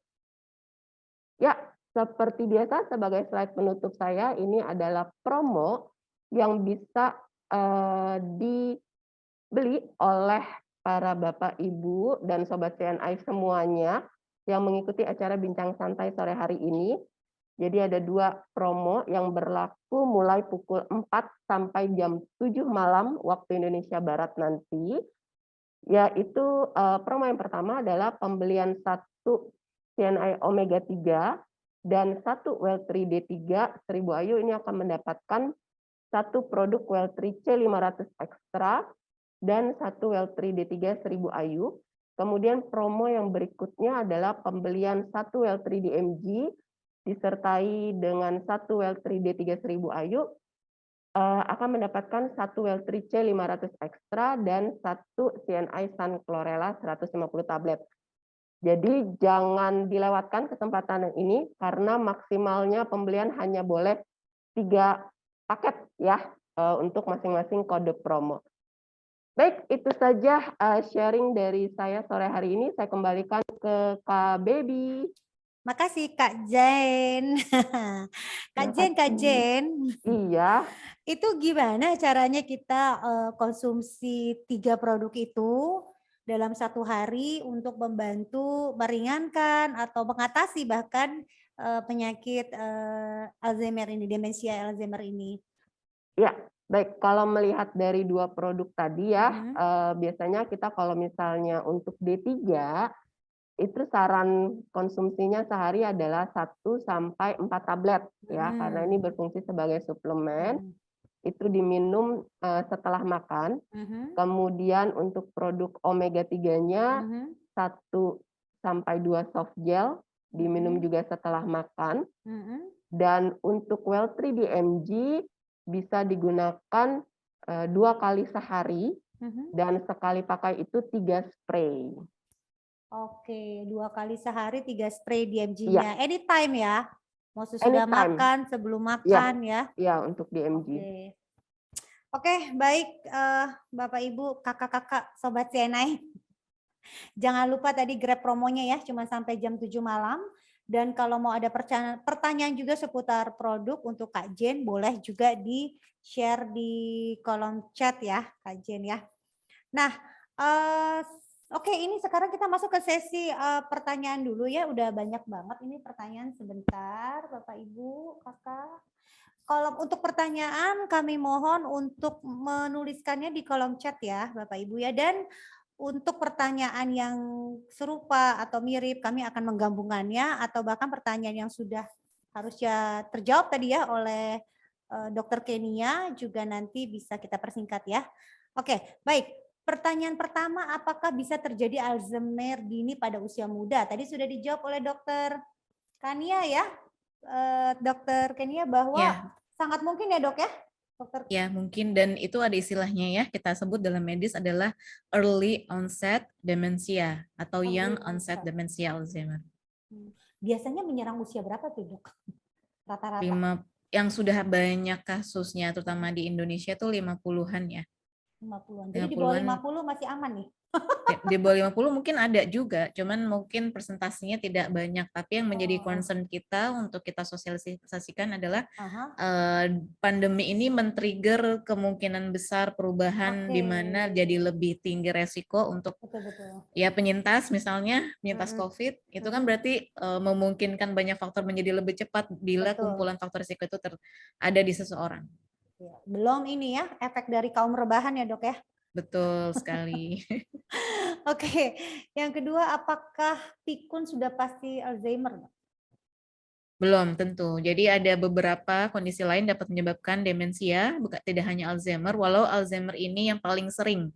Bahkan ada beberapa kasus dan cukup umum ditemukan lebih dari satu jenis demensia. Kita sebut namanya demensia campuran. Jadi dia misalnya dia juga punya demensia vaskuler, di saat yang sama dia juga punya demensia Alzheimer.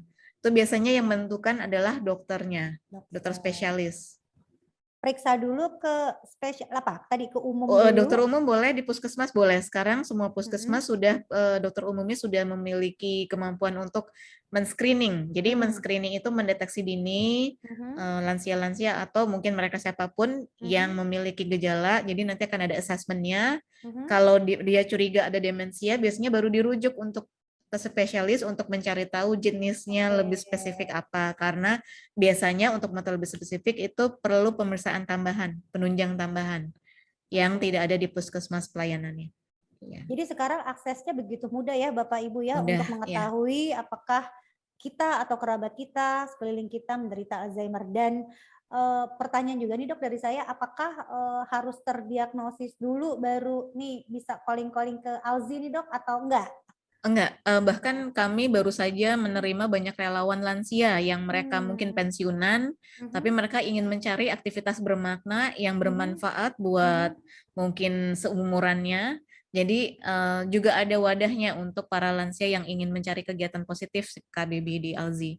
Padahal mereka nggak terdiagnosis ini ya? Iya, enggak, mereka masih sehat dan mungkin karena ingin menghindar dan mencegah, jadi mereka mencari aktivitas di Alzi.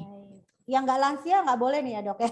Boleh, saya termasuk relawan. Jadi kita ada yang namanya istilahnya champion Alzi. Jadi champion Alzi itu adalah orang-orang yang punya keinginan selain menjadi relawan juga eager semangat untuk menyebarluaskan pesan jangan maklum dengan pikun, itu disebut dengan champion. Jadi nggak harus dokter, nggak harus ahli kesehatan gitu. Seperti bisa jadi pertimbangan ya buat Bapak Ibu Sobat Siana dimanapun berada untuk menjadi relawan. Ya muda-muda. Ya, betul. Untuk menjadi relawan, membangun networking, membangun komunitas di Yayasan Alzheimer Indonesia. Baik, pertanyaan berikutnya dok, benarkah mereka yang memasuki masa pensiun akan lebih cepat terkena Alzheimer?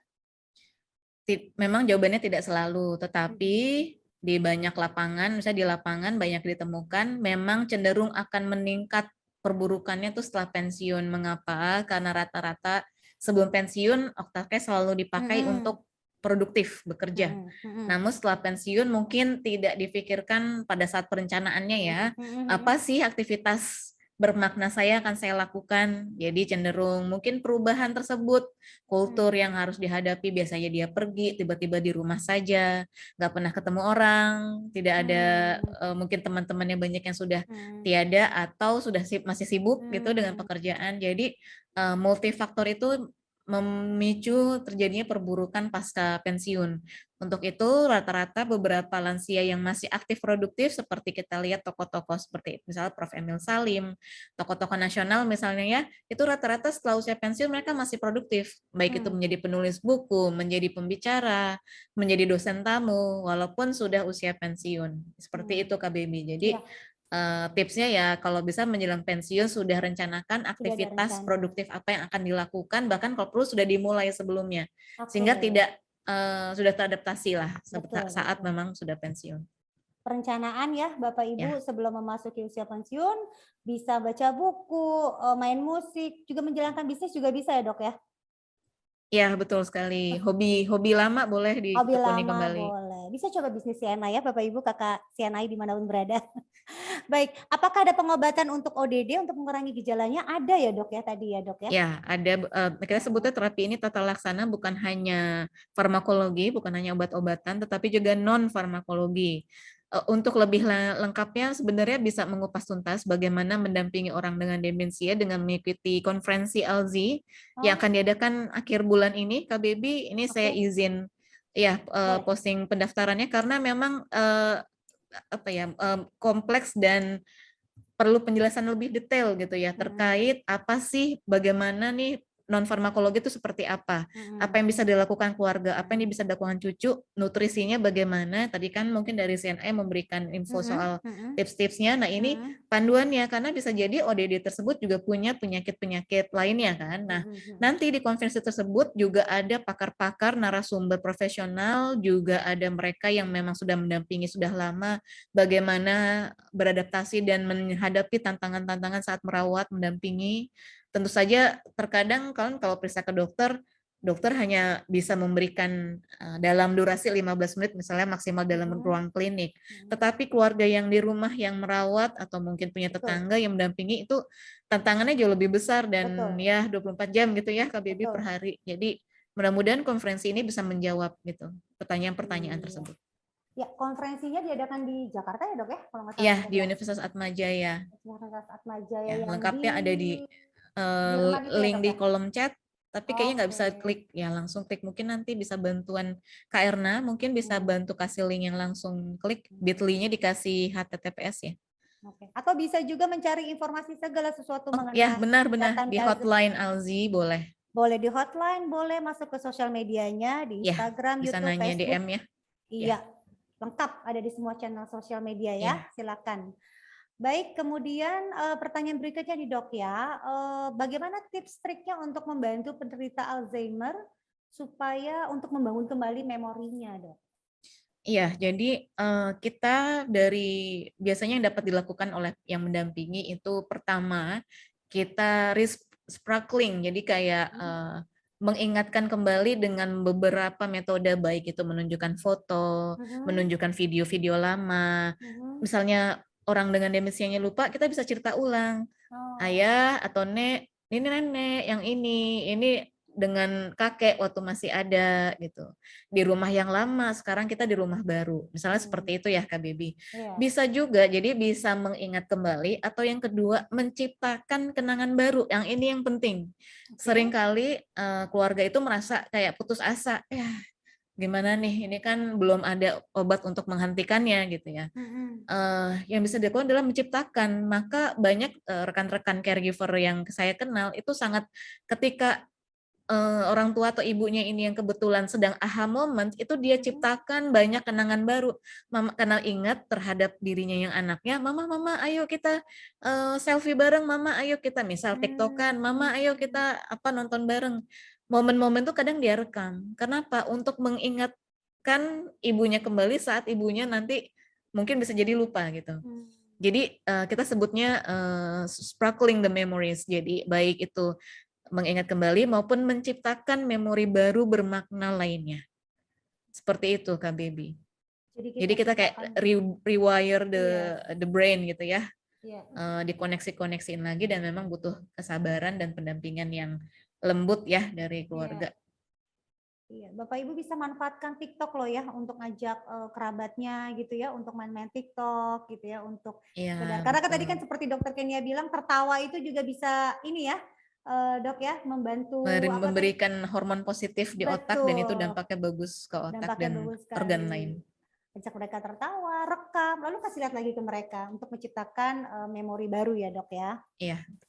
Baik, apakah Alzheimer timbul pada usia anak-anak atau remaja Dok? Bisa atau enggak sih Dok, ini sebetulnya pertanyaannya? Sebenarnya bisa dibilang ada kasusnya ada, tapi di dunia ya. Dan itu sangat-sangat kecil, bisa karena genetik atau faktor lainnya. Tapi itu sangat jarang sekali, persentasenya sangat-sangat kecil, jadi biasanya Yang sering adalah early onset atau young onset, masih muda ya, dewasa muda, bukan Ya, anak-anak. Bapak Ibu juga bisa membantu mencegahnya ini supaya tidak menjadi gejala seperti itu dari sejak anak-anak remaja, aktifkan aktivitas Iya. fisiknya ya. Betul, dan Jangan pendidikan. gamer melulu, dan pendidikan, Ya, betul. pendidikan karena tadi pendidikan rendah meningkatkan risiko terkena demensia. Jadi ya memang butuh biaya ya, tetap butuh Betul. cuan gitu ya. Jadi support lah gitu ya. Kalau kita ingin masa depan anak-anak lebih baik ya, support dengan pendidikan yang berkelanjutan. Wajib belajar 9 tahun Bapak Ibu, literasi Ya. diperbanyak dan hindari kebanyakan di depan gadget ya Bapak Ibu. Iya, betul. Oke. Apakah Alzheimer termasuk penyakit keturunan, Dok? Ada pertanyaan seperti ini? Iya, benar, ada. Ada faktor genetiknya di mana kalau kondisi demensia tersendiri, bila memiliki bila memiliki hubungan darah langsung, baik seperti contoh satu generasi misalnya ibu atau ayah atau kakak atau adik, maka dia memiliki resiko 3 kali lebih tinggi dari terkena demensia dibanding orang yang tidak memiliki keluarga dengan demensia. Seperti itu. Jadi yang bisa dilakukan itu kan sudah takdir ya, karena kita nggak bisa milih lahir dari keluarga yang mana. Betul. Maka yang bisa dilakukan adalah karena sudah ada faktor resiko keluarga atau keturunan, maka hindarilah faktor resiko lainnya. Betul. Tadi saya sebutkan yang beberapa yang bisa dimodifiable seperti obesitas, hipertensi, diabetesnya gitu. Jadi itu diusahakan terhindar sehingga resikonya turun. Jadi kalau dibilang beresiko, belum tentu 100% akan jadi demensia karena kan faktornya banyak gitu. Jadi di total gitu rata-rata misalnya dia ada faktor keturunan berapa persen, dia ada faktor merokok juga, hipertensi juga, itu makin meningkatkan resikonya. Seperti itu Kak Baby. Ya. Pola hidup sehat ya Bapak Ibu ya. Betul. Apakah penyakit Alzheimer bisa sembuh total? Tadi kan sudah dijawab ya. Tidak bisa ya Dok ya. Iya, sayangnya belum ada pengobatan ada yang bisa melakukannya. Jangan sampai terkena Bapak Ibu ya. Mengapa diabetes atau apakah nih yang kita pertanyaan, mengapa diabetes menjadi salah satu faktor resiko terjadinya Alzheimer? Ya, pada diabetes Bapak Ibu dan Kakak sekalian, kondisi diabetes itu kan tingginya gula darah di aliran darah kita. Kalau kita bayangkan, saya bikin ilustrasi seperti sungai. Kalau sungai di pegunungan jernih, itu normalnya darah kita seperti itu. Tetapi bila bayangkan Ibu Bapak Kakak sekalian misalnya ngaduk gula deh ya, semakin banyak gulanya kan jadi kental, kira-kira encer nggak? Enggak. Jadi keruh ya. Begitulah yang terjadi di sungai yang tadi ibaratnya adalah aliran darah kita di pembuluh darah, jadi keruh dan itu lengket. Kalau glukosa darah kita tinggi, itu lengket sehingga partikel-partikel, jadi di darah kita itu banyak sekali zat partikel karena kita kan makan. Jadi nanti dipecah nih makannya, bukan hanya ada glukosa, ada asam amino, ada partikel kimia lainnya atau zat-zat lainnya yang habis kita makan. Itu bila aliran darahnya itu glukosa tinggi jadi bikin lengket, itu bikin gena lengket itu jadi mengendap, keruh, mengendap, lama-kelamaan besar dan bisa menempel pada dinding pembuluh darah kita yang disebut dengan plak. Ya, jadi plak bukan hanya ada di gigi dan gusi, tapi juga ada di plak di dalam pembuluh darah kita. Nah, kalau dia lama-kelamaan membesar, namanya kan lengket terus ya. Jadi pasti yang tadinya cuman contoh nih saya ambil nih. Masih bisa contoh segini ya. Ya sih gini, lama-kelamaan dia akan gendut hingga akhirnya menutup pembuluh darah. Jadi Ibu bayangkan pembuluh darah kita bentuknya seperti selang. Jadi dalam selang misalnya kayak ada lumut-lumut menempel. Nah, ini lama-lama mampet-mampet sampai akhirnya menutup hampir seluruhnya. Dan itu bisa menyumbat. Bila terjadi sumbatannya itu di pembuluh darah otak kita, itu bisa mengakibatkan kondisi demensia. Apalagi bila banyak dan luas. Nah, tadi demensia adalah menurunnya fungsi otak atau fungsi kognitif otak yang sampai mengganggu kehidupan sehari-hari. Perbedaannya apa sama stroke? Kalau stroke sifatnya akut, tiba-tiba. Kalau demensia sifatnya lebih progresif, lambat sekali. Bisa berbulan-bulan hingga bertahun-tahun. Seperti itu, Pak Baby. Jadi diabetes bisa menyebabkan demensia vaskuler namanya. Vaskuler itu dari pembuluh darah gitu ya. Sekali lagi Bapak Ibu, pola hidup sehat ya. Ya. Baik. Kenapa ada pertanyaan dari Bu Yeti Astuti, kenapa orang tua sebagian ada yang hanya ingat hal-hal atau peristiwa tertentu, sedangkan ada yang peristiwa lain betul-betul lupa. Nah ini apakah benar-benar sudah masuk ke ODD nih dok? Ya, pertanyaannya bagus sekali karena memang sejalan dengan waktu. Jadi kalau kita bikin kurva itu eh, manusia punya, saya bilangnya expired date, ini bahasa saya. Jadi setiap sel kita tuh punya expired date-nya. Di usia tertentu dia akan punya kapasitas maksimal, dia udah nggak bisa optimal lagi, kadang malah menurun. Nah, begitu juga dengan otak kita. Jadi, tetapi bedanya antara lansia normal dengan tidak normal, dia ketika kurva menurun, dia nggak sampai ganggu aktivitas. Jadi masih bisa produktif, masih bisa menyiram, dia masih bisa menjaga dirinya sendiri, nggak pernah tersesat. Walau fungsinya sudah mulai lambat kalau ditanya, mengerjakan masak aja lambat gitu ya, dengan berbagai hal baik gerakan maupun apa yang mau dipikirkan, tetapi tidak sampai mengganggu, itu masih bagian dari normal. Jadi kurvanya memang akan menurun sedikit. Tetapi pada demensia, kurvanya itu kemampuan otak itu menurunnya agak, nanti turunnya cukup drastis, hingga sampai bottom gitu. Kalau lansia nggak akan sampai bottom. Bottom itu benar-benar jadi lumpuh, fungsinya benar-benar otaknya tidak berfungsi sama sekali gitu ya. Sehingga kalau pada kondisi lansia tersebut itu terutama gini, terutama adalah kenangan-kenangan yang sangat berkesan bagi dia. Bisa dua ya. Berkesannya positif, bisa kesan negatif. Contoh, dia pernah memiliki trauma masa lalu. Di masa kecilnya kah, di masa remajanya, itu biasanya akan sangat ingat hingga detail. Termasuk kalau positif, dia bisa menceritakan, dulu ya nenek itu juara kelas, dapat ini, dapat itu, ceritanya sama akan ya berulang-ulang gitu, kalau ketemu cucunya nanti ceritain lagi gitu ya.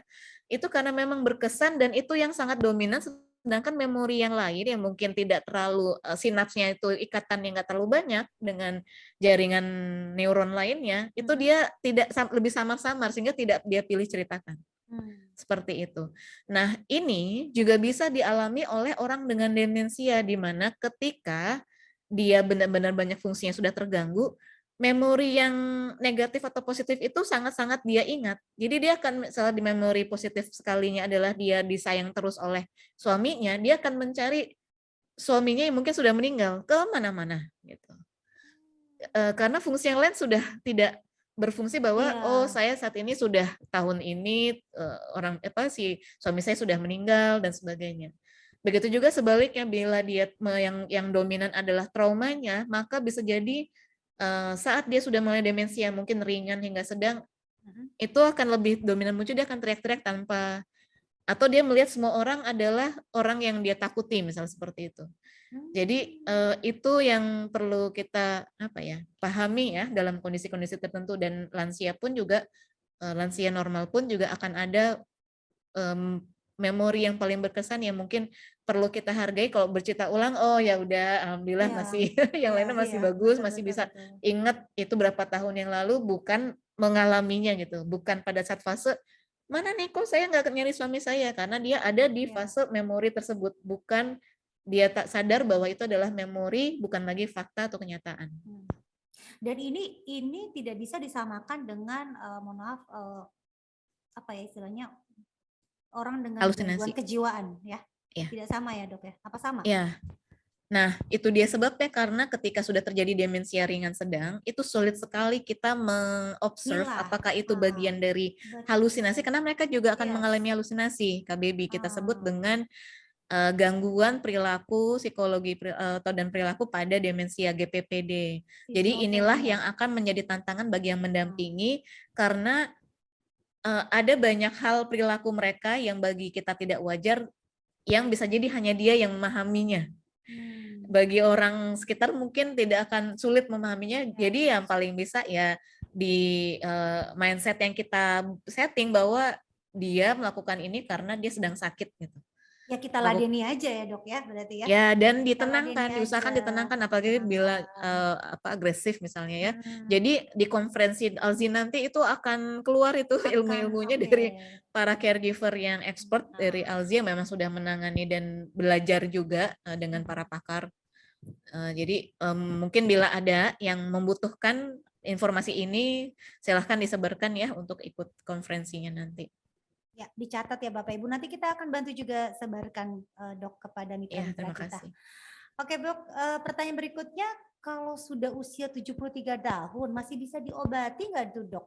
Ya, bisa. Maksudnya 73 tahun tapi apa nih Iya, kondisinya Alzheimer sedang pasti oh mungkin sudah sudah Alzheimer masuk, ya. Yang tadi ya. Jadi yang bisa dilakukan itu adalah menghambat. Jadi saya punya cerita, misalnya contoh, saya pernah nanganin case diaspora kita yang ibunya dia duga ODD dan ternyata pas diperiksa itu masih level pra-demensia. Dan karena dari awal sudah deteksi dini seperti itu, lambat bertahan. Jadi ibunya masih bisa ikut majelis taklim misalnya, masih bisa ikut kegiatan-kegiatan berkebunnya masih gitu. Jadi yang bisa dilakukan adalah mempertahankan selama mungkin fase tersebut tidak memburuk gitu. Begitu KBBI prinsipnya. Dan itu jangan hanya mengandalkan obat. Jadi obat itu tanpa stimulasi dari orang sekitar itu efektivitasnya kecil. Ya, jadi memang perlu support system termasuk keluar tetangga ya. Tetangga misalnya sering mendengar bunyi teriak-teriak gitu ya. Apaan sih gitu. Usahakan bersabar gitu ya karena memang yang tetangga saja terganggu apalagi yang mendampingi ya. Jadi minimal ya tidak menambah pressure atau kalau misalnya di luar orang dengan demensi yang lagi jalan-jalan diajak ngobrol, disapa gitu. Karena itu bagian stimulasi otak kan. Halo Kak, jalan-jalan ya Kek. Kemana kakek pakai baju apa? Jadi kan dia mikir nanti dia ngeliat bajunya. Oh warna biru seperti itu Kak Baby. Jadi bisa dibantu oleh support system yang baik. Oke, baik. Ya itu sekali lagi ya karena gejalanya agak-agak mirip ya Dok ya sama dengan gangguan kejiwaan. Jadi memang kita harus bisa memilah-milah atau kalau tidak ya kita konsultasi ya ke dokter ya apakah ini termasuk demensia atau orang dengan gangguan sudah masuk dalam gangguan kejiwaan dan tentu terapi atau penanganannya berbeda-beda. Tapi sekali lagi kasih sayang dan apa ya istilahnya pendampingan itu sangat-sangat diperlukan di apapun kondisinya. Oke, baik Dok. Mungkin ini masih banyak pertanyaannya, tetapi minta tolong kepada admin dibatasi aja ya untuk 2-3 pertanyaan lagi sambil saya habiskan sisa pertanyaan yang ada nih ya, karena kita nanti kan mau senam-senam otak lagi. Mau senam otak lagi. Baik, saya kecil pernah nih, cerita curhat nih Dok, dia pernah sakit panas, step, terus apakah bisa terkena penyakit Alzheimer? Kalau kecil step, karena mungkin pengaruh kali ya Dok ya ke otak ya Dok ya maksudnya ya. Iya, jadi walaupun presentasinya kecil, kondisi pada saat kejang demam pada saat masih di usia dini itu sebenarnya sudah menunjukkan mengakibatkan adanya penurunan level oksigen di periode tertentu selama kejang tersebut ya. Tentu saja itu kita kategorikan sebagai cedera otak. Maka juga yang memiliki resiko walau mungkin presentasinya kecil. Jadi sebenarnya bisa jadi terutama setelah pandemi ya hampir semua berisiko karena hampir semua orang mungkin 90 berapa persen lah orang di dunia ini pernah menyintas COVID berbeda varian. Dan itu ternyata COVID ini sudah ada beberapa studi terbaru menunjukkan meningkatkan resiko terkena demensia. Oh, udah ada studinya Dok? Sudah ada di 2019. Tapi belum banyak, kenapa? Karena untuk studi itu mereka harus observe sekian puluh tahun ke depan kan. Misalnya dia terkena COVID-nya usia berapa gitu loh. Jadi belum ada yang sepopuler itu karena memang itu butuh waktu untuk melakukan penelitian. Tapi beberapa studi yang sudah dilakukan, COVID ini juga dapat mempengaruhi fungsi kognitif dan bahkan beberapa infeksinya juga pasiennya mengeluhkan adanya gangguan-gangguan kognitif. Seperti contoh, ada case gitu ya, ibu rumah tangga usia masih 41 atau 42, setelah kena COVID varian beta kalau nggak salah. Saya lupa alfa apa beta, jadi lupa nama anaknya. Jadi kalau manggil anaknya ada 5, jadi kalau biasanya biasa aja gitu manggil ini sesuai, ini jadi manggil ketukar-tukar. Dan itu masih muda ya, dan itu udah berjalan, kita observe biasanya kita beri waktu 6 bulan. Oh mungkin masih ada pemulihan dulu, karena Ya. COVID infeksi virus itu juga bisa masuk ke otak ya. Jadi mungkin ada fase-fase butuh pemulihan dulu neuron-neuronnya. Kita akan amati selama 6 bulan, kalau masih sering ada keluhan-keluhan kognitif, misalnya jadi lemot, banyak ya yang mengeluh, aduh saya kena COVID nih jadi lemot, kok lupa naruh ini, naruh itu. Iya, Nah, iya, betul. itu harus diamati selama 6 bulan, kemudian kalau bisa perbanyak stimulasi otak. Jadi Oke. seringin meeting, gini, walaupun di rumah aja tapi mikir, bukan yang Iya. maaf kalau misalnya nonton TV itu pasif ya, jadi Iya, nonton betul. doang gitu. Betul. Jadi tapi kalau mau nonton ngobrol, ambil ngobrol, ini ceritanya gitu ya. Jadi dia otaknya dipakai untuk sesuatu yang untuk memproses informasi ya. Dan itu kita usahakan supaya mudah-mudahan bisa tertangani. Tetapi bila sampai mengganggu setelah 6 bulan, masih ada fungsi kognitifnya yang terganggu dan sampai mengganggu yang kerjanya jadi enggak, atau mungkin ditegur bos, ada yang seperti itu ya. Itu sebaiknya segera konsultasi dengan dokter syaraf, spesialis syaraf.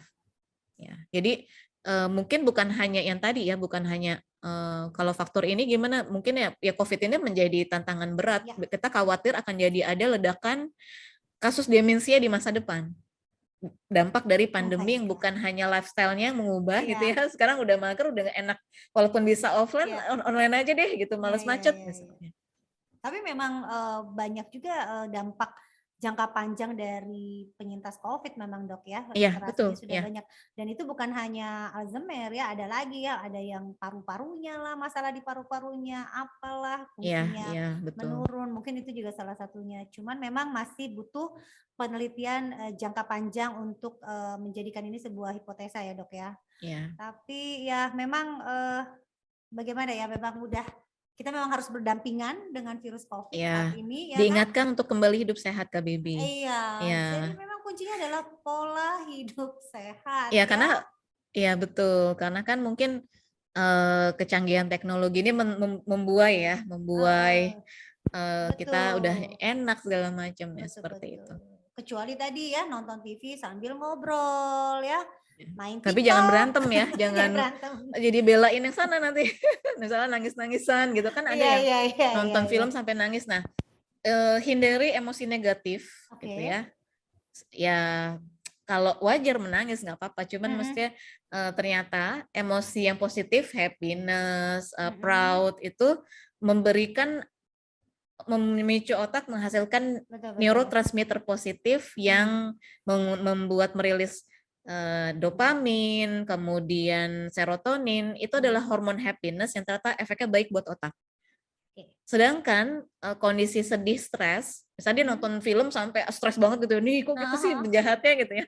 Nah ternyata hormon stres atau kortisol itu salah satu bila dalam jangka panjang itu dapat mengakibatkan penyusutan otak dan juga mematikan sinaps-sinaps atau hubungan-hubungan antara sel saraf satu dengan lainnya. Jadi nonton yang tadi sambil ngobrol tapi dipilah lah, difilter.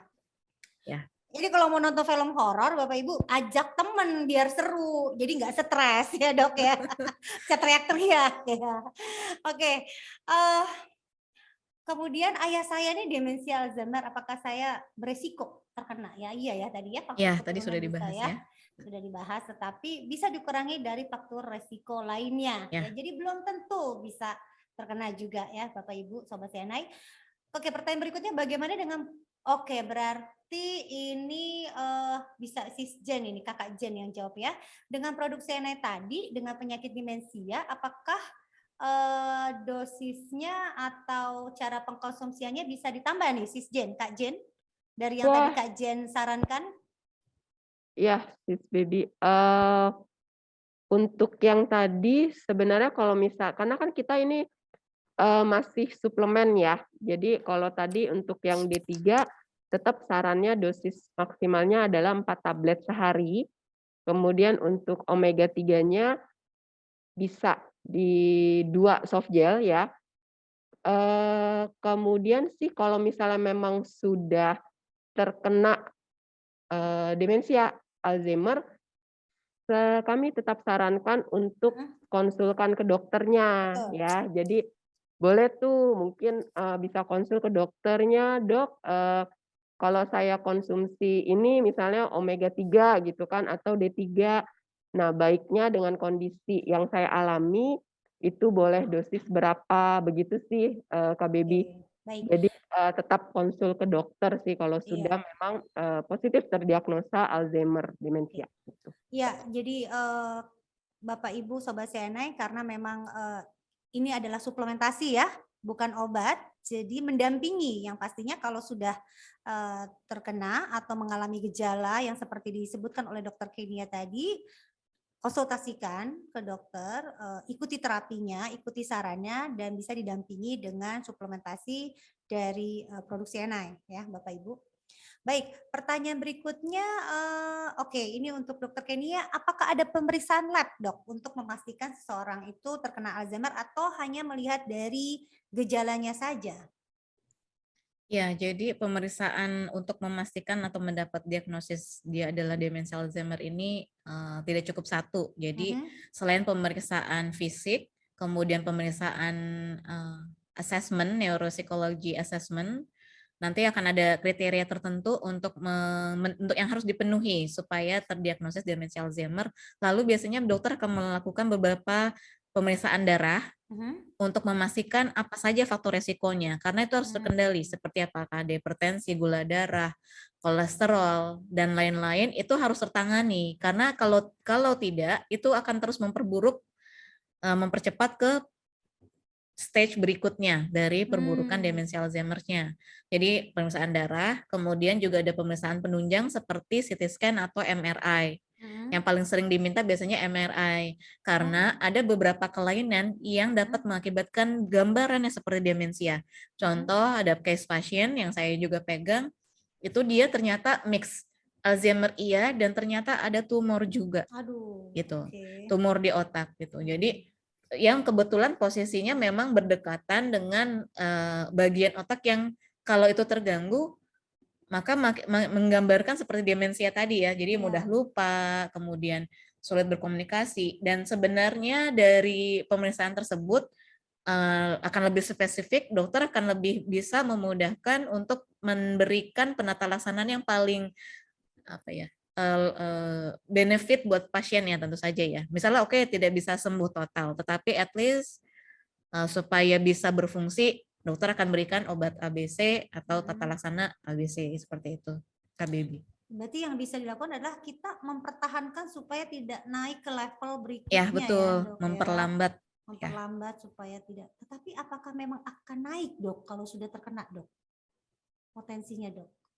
Iya, karena memang apalagi kalau Alzheimer ya, Alzheimer ini adalah diakibatkan oleh kumpulan penumpukan protein abnormal yaitu protein tau dan juga protein lainnya yang sebenarnya normalnya sebenarnya nggak ada. Tetapi protein ini muncul pada orang-orang yang mengalami Alzheimer. Ternyata ketika mereka mengumpul, mereka bikin semacam plak dan tangles apa sih kayak serabut-serabut begitu. Itu ternyata kehadiran mereka itu kalau ada di otak itu akan mengakibatkan sel-sel saraf itu mati. Dan sayangnya mereka menyebar. Jadi kayak jadi kalau kita bayangkan ada infeksi, misalnya infeksi virus dan bakteri bisa merusak organ, ini seperti itu, tapi ini bukan kuman gitu. Ini bukan mikroorganisme, tapi ini protein dari dalam tubuh yang abnormal muncul dan menumpuk gitu. Dan seringnya pada usia-usia lanjut menumpuk itu. Ya. Begitu banyak penjelasannya Dok, membuat kita semua terjaga. Wah, ternyata memang harus melakukan ini itu dan ternyata benar kata dokter tidak bisa dimaklumi ya karena ini adalah penyakit, bukan sebuah keniscayaan. Baik, 2 pertanyaan lagi nih Dok ya. Boleh izin satu saja ke Baby, jadi habis ini kita bisa. Oke, baik, nggak apa-apa, kita satu aja. Nanti yang satu lagi kita akan japri, boleh ya Dok ya? Ya, boleh. Boleh ya, baik. Satu. Apakah jika ada penyumbatan pada, oke, ini Ibu Enda tadi sudah, jadi saya ke yang lain dulu ya Bu Enda ya. Oke, ini saat ini kejang epilepsi berusia 58 tahun, disarankan dokter terapi obat yang ibunya jalani, tapi saat ini ibunya apa ya, ditanya banyak nggak nyambung dan banyak lupa. Jadi gimana nih Dok, apakah masuk ke demensia? Oh, oke.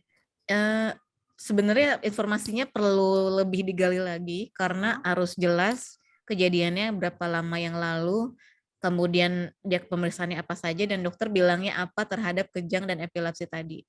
Seperti yang sudah saya jelaskan, mungkin nanti bisa di-share oleh panitia materinya karena di situ nanti akan ada gambaran demensia itu bukan hanya disebabkan oleh Alzheimer, tapi ada penyakit lain dan yang saya cantumkan di infografisnya itu kan hanya 5 nama penyakit, padahal ada banyak, ada beberapa namun presentasinya kecil-kecil sekali, jarang gitu.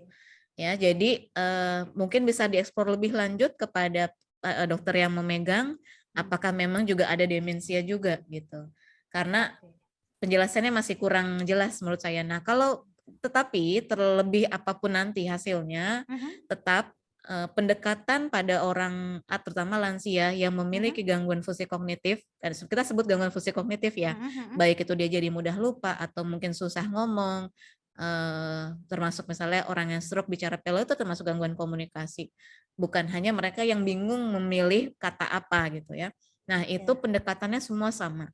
Tetap kita treat bagaimana dipertahankan, diperlambat perburukannya, maka fungsi-fungsi yang saat ini tersisa dimaksimalkan. Bahkan banyak dari caregiver Alzi yang suka mengajarkan hitung-hitungan lagi, bernyanyi zaman lagu-lagu TK zaman dulu gitu ya. Terus dampingi, kita asah terus dengan aktivitas-aktivitas yang melibatkan orang lain ya. Jadi bukan disetelin apa namanya TV lagunya anak-anak atau tentang apa tuh namanya membaca gitu ya atau berhitung. Nah sebaiknya yang interaksi gitu. Karena interaksi itu dia akan belajar untuk mengamati raut, terus intonasi berbeda-beda, bentuk dan mungkin sentuhan ya, sentuhan fisik dengan mendengar suara dari orang yang disayang itu memberikan tambahan stimulasi bagi mereka. Oke, baik dok. Ini pertanyaan masih ada beberapa. Nanti kita kumpulkan saja ya dok ya. Ya silakan. Tanyakan. Nah tadi karena dokter Kenia sudah bertubi-tubi diberikan pertanyaan oleh Bapak Ibu Sobat CNA, sekarang giliran dokter Kenia yang ingin memberikan 3 pertanyaan untuk nanti kita akan berikan hadiah ya. Di 3 pertanyaan ini setiap pertanyaan kita akan mencari jawaban yang terbenar dan tercepat. Jadi pastikan Anda menyimak pertanyaannya dan pastikan sinyal internetnya kencang. Iya. Baik, silakan dokter Kenia pertanyaan pertama dok. Pertanyaan pertamanya, sebutkan minimal 3 gejala demensia. Oke, minimal 3 gejala demensia Alzheimer. Tadi ada 10 yang udah di-share. Minta tolong pada Kak Tantri dan Kak Jill, bukan Kak Jen. 5 gelombang kanan, 5 gelombang kanan, 5 gelombang kiri. Minta tolong dilihat siapa. Oke, nah sudah itu banyak. udah ada jawaban yang ya dokter. Ya, udah ada jawaban yang benar tuh yang benar ya, yang Ibu Asia sering lupa, ya, itu sudah benar. Dan masalah dengan komunikasi, ya. Kemudian gangguan daya ingat, Oke, siapa yang ini yang benar dok? Tadi yang pertama Ibu Asia ya, Ibu yang Asia. pertama. Oke, yang berikutnya Ibu Angjuni, gangguan daya ingat, sulit fokus, disorientasi. Oh, jadi tiga yang benar ya? Ya, 3 pemenang dok. Oh, gitu. Semuanya ini di saya ya yang muncul Anggiuni sama R3 Mintarti Solo itu juga benar. Oke. Baik, sudah dapat. Pertanyaan kedua dok, silakan dok. Pertanyaan kedua, sebutkan 3 faktor risiko demensia, ada 12. 3 faktor risiko demensia. Dipercepat siapa itu? Silahkan, resiko apa saja yang meningkatkan kondisi apa saja yang meningkatkan resiko terkena demensia. Iya, oke. Stop, bisa ya? Stop. Oke, silakan dok. Jawabannya apa dok? Sebentar. Yang pertama itu BTDT ya. Jadi rokok, dia obesitas, cedera kepala. Yang bawahnya juga benar, Bu Asia juga benar lagi. Tapi Bu Asia tadi udah pernah menang. Udah. Ya, kita cari jadi yang lain. Ya, Eka benar, Eka Prasetyawati benar, sama R1 Asih Sudarsih juga benar. Baik. Oke, selamat. 1 pertanyaan lagi dok. Satu pertanyaan lagi, sebutkan slogannya Alzi. Saya, Gampang banget nih, ada Ayo, contekannya ayo. di ya ampun. layar saya. Ayo, Gak ayo. apa-apa deh. Loh, kok Kak Erna ikutan? Gimana nih? Kak Erna nggak boleh dong Kak Erna. Hanya men-trigger. Oh, hanya men-trigger. Baik, siap. Oke, slogan Alzi apa? Iya, jangan maklum. Oke, stop. Kita pilih yang paling cepat tadi. Jadi yang menang jempolnya nih, jempol siapa nih ya? Bentar. Aduh. Bu Diana ya, yang pertama ya? Ya, Diana Bukan, Depok. Kristina. Nah, ya betul. Kristina ya. Ada juga yang di atasnya. Oh, itu Mbak Ada. Erna. Alzi. Ya udah, Kristina Palupi, Diana, dan tadi udah ada R3 Mentarti, udah ya. Iya. MSO 7115. Oke. Oh, Pak Ya, Leonard. oke. Oke. Oke, thank you. Tapi yang wheel nanti, fortune wheel nanti di akhir ya. Bapak Ibu jangan lupa isi absen yang di link, udah bisa kok. Nah, sekarang sebelum berakhir dari sesi Dokter Kenia, yuk kita senam lagi Dok, biar siapa Iya. tahu bisa lebih Iya, nanti oke nih. ya mungkin saya izin sama Bapak Ibu dan kakak-kakak, nanti saya izin pamit kalau setelah selesai senam otak karena harus Oke, ya pergi lagi. tidak Baik. apa-apa Dokter. Yuk kita senam dulu Ya, Dokter. saya setel ya Iya. sekarang. Siap-siap ya, fokus ya Bapak Ibu Fokus. sekalian. Ini harusnya hasilnya lebih bagus loh ya. Kan ada Ya, ada seperti 2 kali ya. Nanti ada di YouTube-nya Alzi ya, silahkan dicari kalau mau latihan terus. Cuci tangan, gerakan cuci tangan.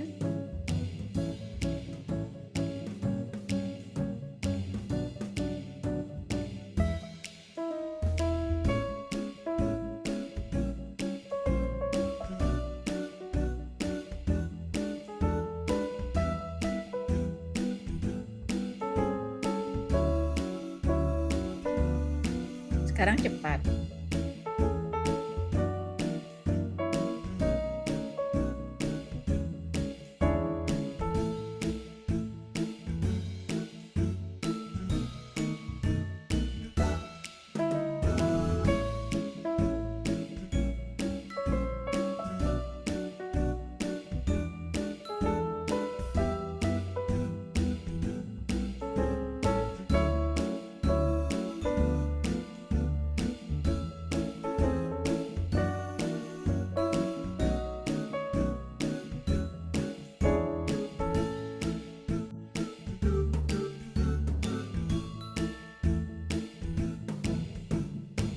Satu,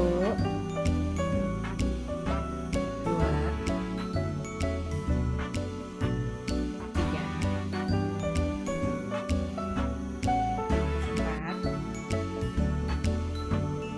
lima. Diganti-ganti selang-seling jarinya.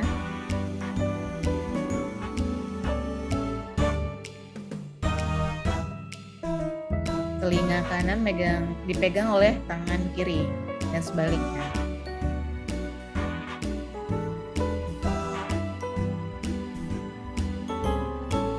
Jadi menyilang.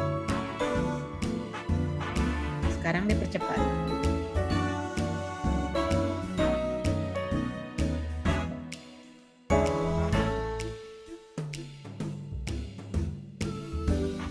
Telepon dan genggam.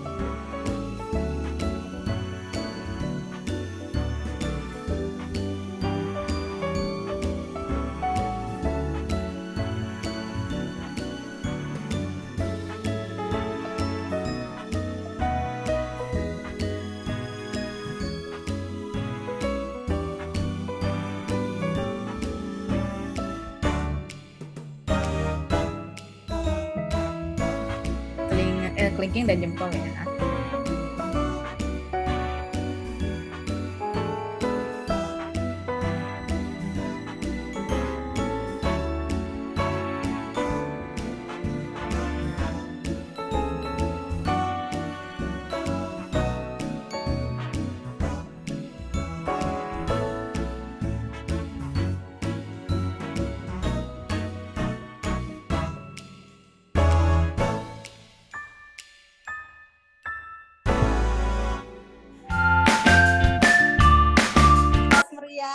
semuanya. Terima kasih dokter. Ternyata Sama, masih susah, sehat-sehat masih selalu. susah. Ya, nggak apa-apa, Oke. latihan terus, Kak Baby. Latihan terus. Baik Bapak Ibu, terima kasih dokter atas Izin pamit, Kak ya. Baby dan Bapak Ibu sekalian. Salam Ya. jangan maklum dengan pikun ya, Bapak Ibu Ya. sekalian. Wassalamualaikum. Waalaikumsalam warahmatullahi Selamat wabarakatuh. Bapak Ibu, stay tune dulu. Mau hadiah kan dari Fortune Wheel? Oke, bisa kita mulai? Kak Jen, Kak Jill, Kak Ya, Jill, sebentar. Kak Jen dan Kak Tantri. Yuk. Ya, sebentar saya share dulu ya. Betul. Mana Yang ini? tidak isi, ya sudah. Oh, kok Aman. bentar kok nggak muncul ya? Oke.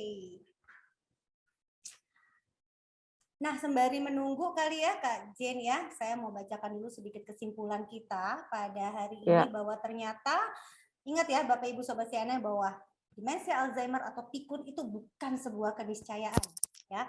Bukan sebuah keniscayaan tetapi itu adalah penyakit yang artinya bisa kita cegah dan kita bisa atasi. Nah, bagaimana caranya? Ingat, setiap 3 detik tadi dari pemaparan Dr. Kenny ya, setiap 3 detik dunia itu seseorang terdiagnosa demensia. Artinya begitu cepat meluas ya penyakit demensia Alzheimer ini, bahkan sejak pandemi COVID konon bisa menjadi lebih banyak lagi nanti di jangka panjang terjangkit kepikunan ya, quote and quote. Belum ada obatnya, sekali lagi sayang sekali belum obatnya, tetapi kita bisa memperlambat perburukan atau bahkan bisa mencegah supaya kita tidak terkena demensia Alzheimer dengan cara apa? Tentu saja satu, pola hidup sehat. Lakukan yang dianjurkan oleh Kementerian Kesehatan yaitu cerdik ya. Cek selalu berkala kesehatan kita, hindari rokok, olahraga teratur, diet seimbang, istirahat dan kelola stres. Kami juga Siana selalu mengedepankan pola hidup sehat ini untuk agar kita semua mendapatkan kualitas hidup yang baik tentu saja, karena Siana adalah quality of life, dan tentu saja dampingi dengan suplementasi yang tadi disebutkan oleh Kak Jen ya di awal ya. Rutin konsumsi vitamin D3, kemudian rutin mengkonsumsi makanan yang mengandung omega 3 atau suplemen dari cyan omega 3, dan tentu saja DMG untuk membantu oksigen supply ke otak. Nah, Bapak Ibu, sekali lagi semoga kita semua bisa terhindar dari penyakit yang tidak kita inginkan, dan apabila ada dari sekeliling kita, kerabat kita yang sudah menunjukkan tanda-tanda demensia Alzheimer, dampingi, berikan kasih sayang, dampingi, jangan dijauhi, dan bisa tadi ikut-ikut ya menjadi relawan dari Yayasan ALZI Indonesia. Oke, udah bisa Kak Jin? Sudah. Oke, Sebentar. sip. Yuk kita mulai. Oke. Fortune Wheel. Saya Silakan, Kak mulai Jin. ya, diklik ya. Oke, nama siapa yang akan muncul?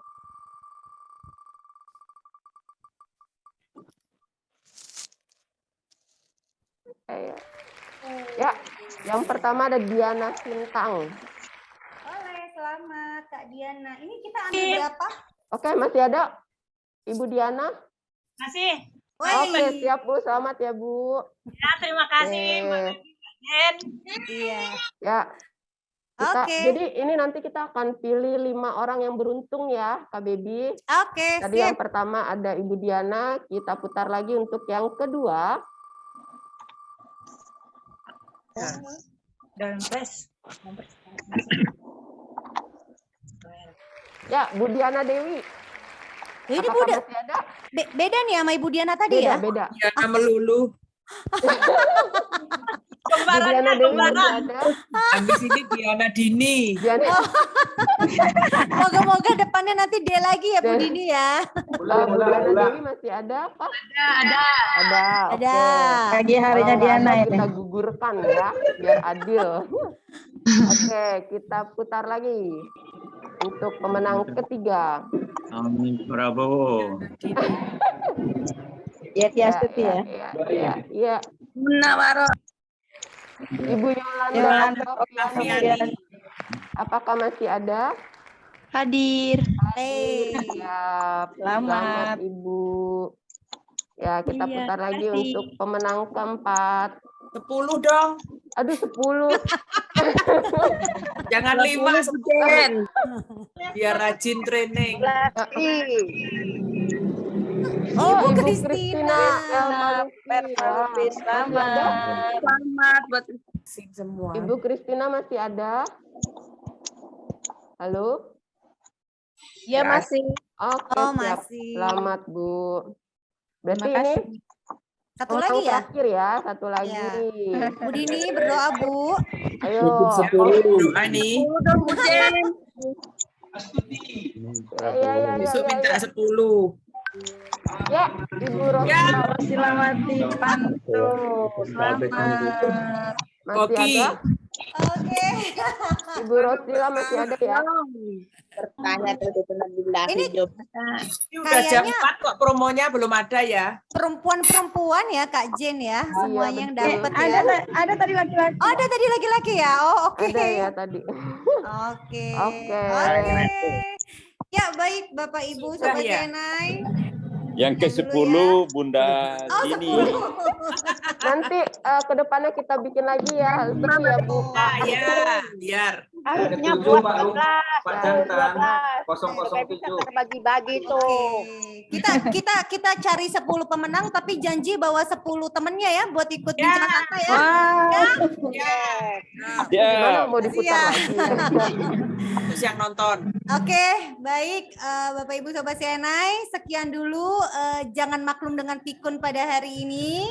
Terima Yang kasih belum ada. sudah ada di Bincang Santai pada hari ini. Kita ketemu lagi ya, insya Allah di Bincang Santai berikutnya. Tentunya nanti pasti topiknya lebih menarik dan seru. Dan mudah-mudahan bisa 10 pemenang kita ambil ya, Bapak Ibu ya. Amin. Amin. Jangan lupa promo, Terima promo jam kasih. 4. Promo dimulai dari jam 4 sampai jam 7 malam. Sekian, terima kasih. Kita minta tolong di unmute semua dulu, Kak Tantri Ya, dan silakan. Bye-bye. Terima kasih. Bye-bye, terima Ya, kasih. terima kasih Bapak Ibu. Sampai jumpa. Sampai jumpa. Terima kasih, Bu Terima kasih, Mbak Becky. Terima kasih, Mbak Baby. Kasih Bu Baby. Terima kasih. Terima kasih semuanya. Saya N terima ya. kasih semuanya. Dalam hitungan Assalamualaikum. 5, 4, Waalaikumsalam. 3, 2, 1. Tetap sehat semuanya Bapak Ibu.